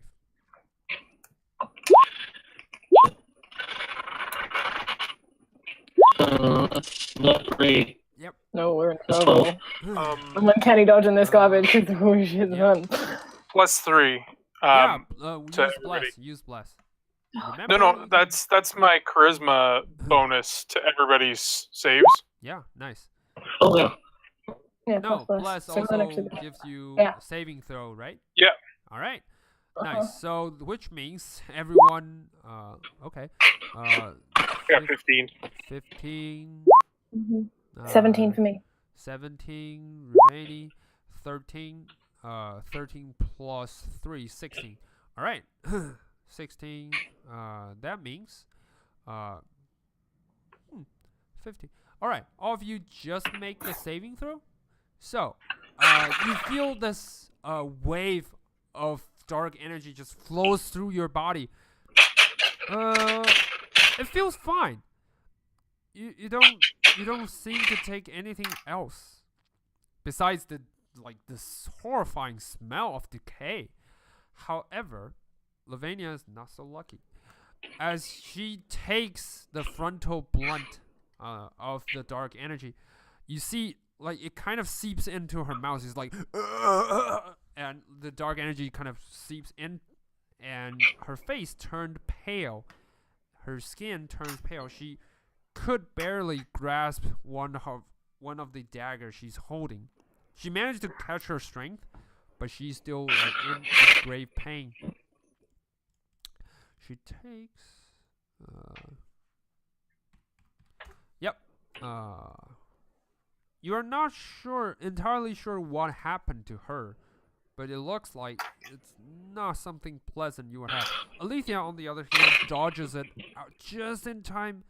Well, Nice. not dodge, more like he resisted with her body, just kind of push it back, whatever energy is eating it up. For Vandenar, however, he's also Oh, gonna no. take that. He's gonna try to make another Constitution save to maintain control. He had advantage. Nope. As you see, Vandenar was holding the portal in place. The gigantic purple fist is trying to restrain it. As of I don't know this if it moment- matters, but I think he gets a +3 as well. Yeah. From the aura. It doesn't really matter. Okay. Yeah. So as of this moment, well, he's not blessed, right? So he's 1 point No. short. So. Yeah. Yeah. Bless is different than the aura, Yeah. So right? My aura is +3. Right? static. He rolled an Yeah. 11, so sadly it still fails. So he couldn't bear the pain anymore, and thus he lost the concentration on his spell. As the spell broke, the portal kind of shimmers and expands itself in a rapid pace. And yeah, fabric. Did you do? Yeah. I don't know if it matters, but did his con check also get the +3? Yeah, it already did. Okay. It's on 14, so yeah. He, even with his advantage, only rolled a 14. Second one is the Well, one. yeah, and con check is weird, right? Because it's Yeah. like half the damage, Yeah. Yeah. and And so a yeah. million damage toast. So, as of this moment, the portal kind of shrugs, and Venom Fang just rips out of most of his body out and into this place. Yep. He still got he only got half of his body. Right now it's really half. But his wings, his claws are right now out in the open. And he looks down on you and says, "This will be the day of your doom." And that will be the end of today's sessions. God damn it.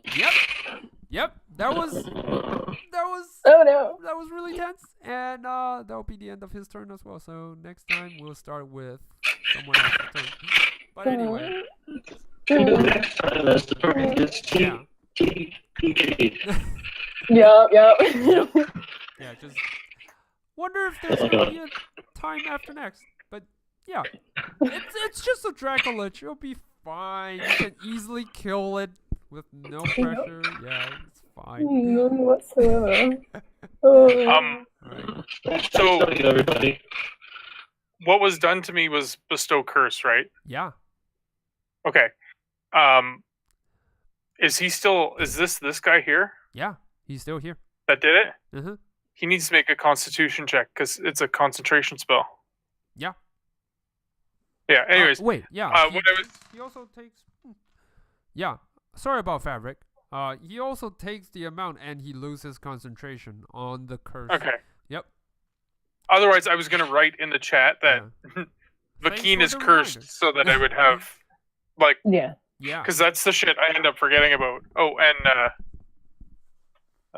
bless on 3 of us Your for token is. next week. Yeah, blast with. Well, it's almost gone, actually. Yeah. Worst comes to worst, I'll recast like, it. It's been helpful. I think it's 2 more rounds actually. It's been 8. No, actually 3 more rounds. Rounds left. Yep.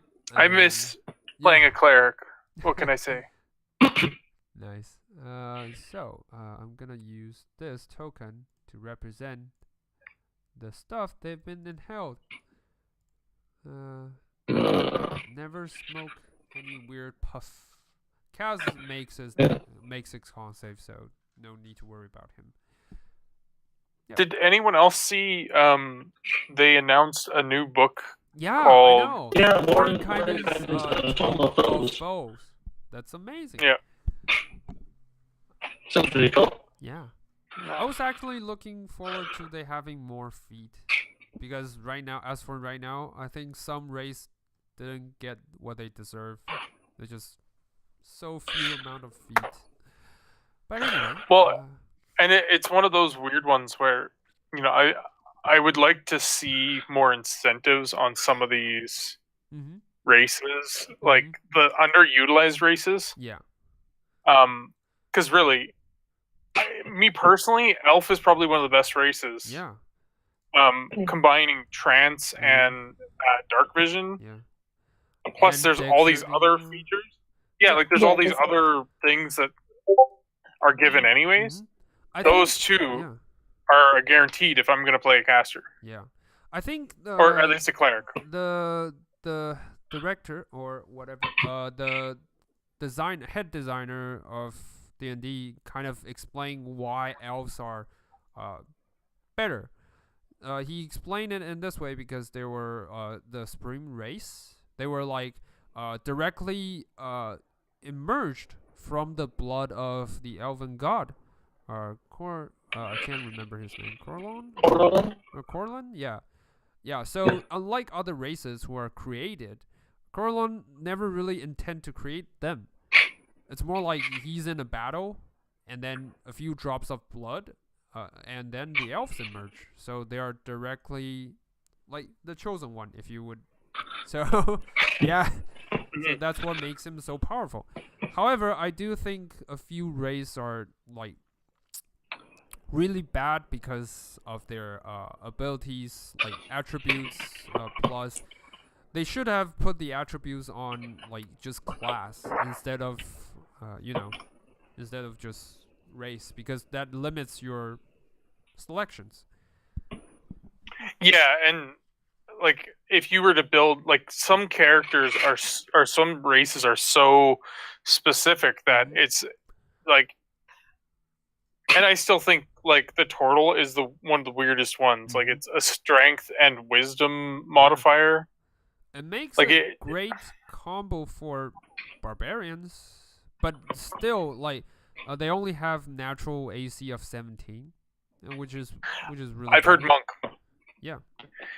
Supposedly, if you do the way it reads, Mhm. if you go turtle monk, the monk benefits from both wisdom and dexterity equals their AC. Mhm.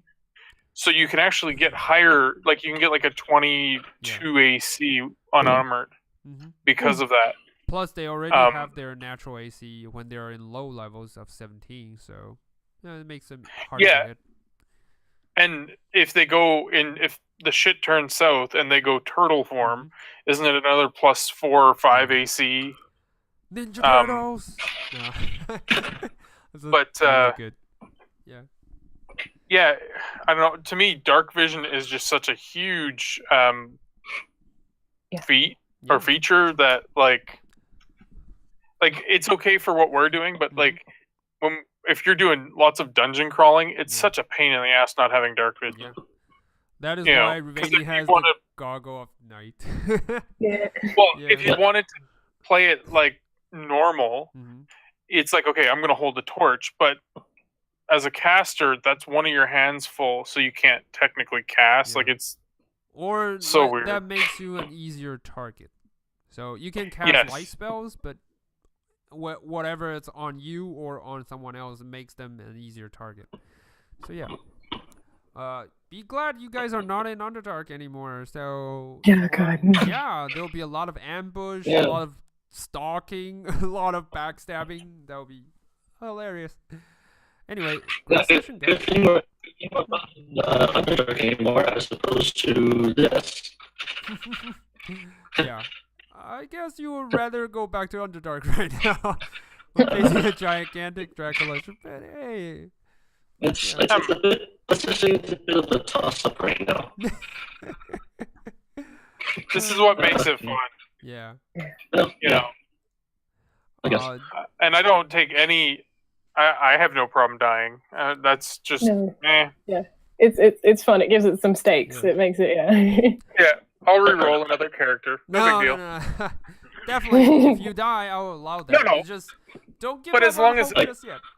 No, as long as we understand that like you could start at the same level that you died as. Definitely. I have no problem if you kill a character. It's like, man, there's no real loss to the party, and then whatever. But I would say, to story-wise, it's like really hard to constantly need to bind in new stories, especially with specific homebrew stuff. I'll have to I have to have the time to read through. Not that I don't like you guys have new stories. I really love that. It's just I have to spend more time reading it, and right now, not really having the time. I just don't. Me personally, I have no. I don't take it to heart if a character dies. That's just how it. It's worst case. Like, we're not trying to die, but we're not going to be distressed if we do. You know, if you gave us a deck of many things, it's one of those things. That's a card. You have to be prepared for it. Yeah, right. Like, I would just say the dracolich drop a deck of many things right in front of you. Temptation is too strong. Yeah. But anyway, this is like in mid-level, so you can know that this is not gonna spoil anything. But this is a watered-down lich. If it's a real lich, you'll probably be dead in the first. Already, Yeah. Well, and us not really having a full-time healer to me is like, oh my god, we need to make sure that this is not overwhelming. And the other question is, what the fuck happened to all the zombies in this session? They just disappeared all of a sudden because we ran away from them. You notice that, like I said, you notice that in the area, these guys died and they didn't turn into Z's. I like them because they're easier to kill, and these ones kept running.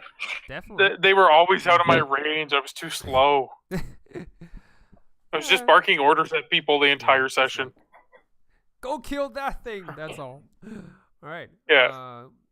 Anyways. You can figure out next time if you roll for intelligence check investigation to see why the Z's are not here. It's totally because Maria's killed them all. Like, that's the thing. Yeah, totally. Right. Yeah. There's nothing to worry about. You won't face a huge horde of Z's on your way back. It's totally fine. Yep. No, they're not waiting politely. Yeah, they're not waiting for you. That's nonsense. Just remember, if we kill this thing, I'm sure we'll get to level 7. That'd be nice. Like, just focus on that. Let's kill this Focus bastard. on that, yeah. Provided if you don't die. How easy? How difficult is that? It's pretty easy. Oh, I'm not an evil character, but an evil character would realize that if I let everybody else die and I finished it off, I get more experience this way. If you let everyone else dies, there'll be a higher chance. Just run in with your dagger and go and finish Just it off. Poke. It's not a total party wipe, Yeah. but everyone's dead. So, anyways. Anyway. Okay. Great session, guys. Great session. I will see you guys. Yeah, next it's a time. good system.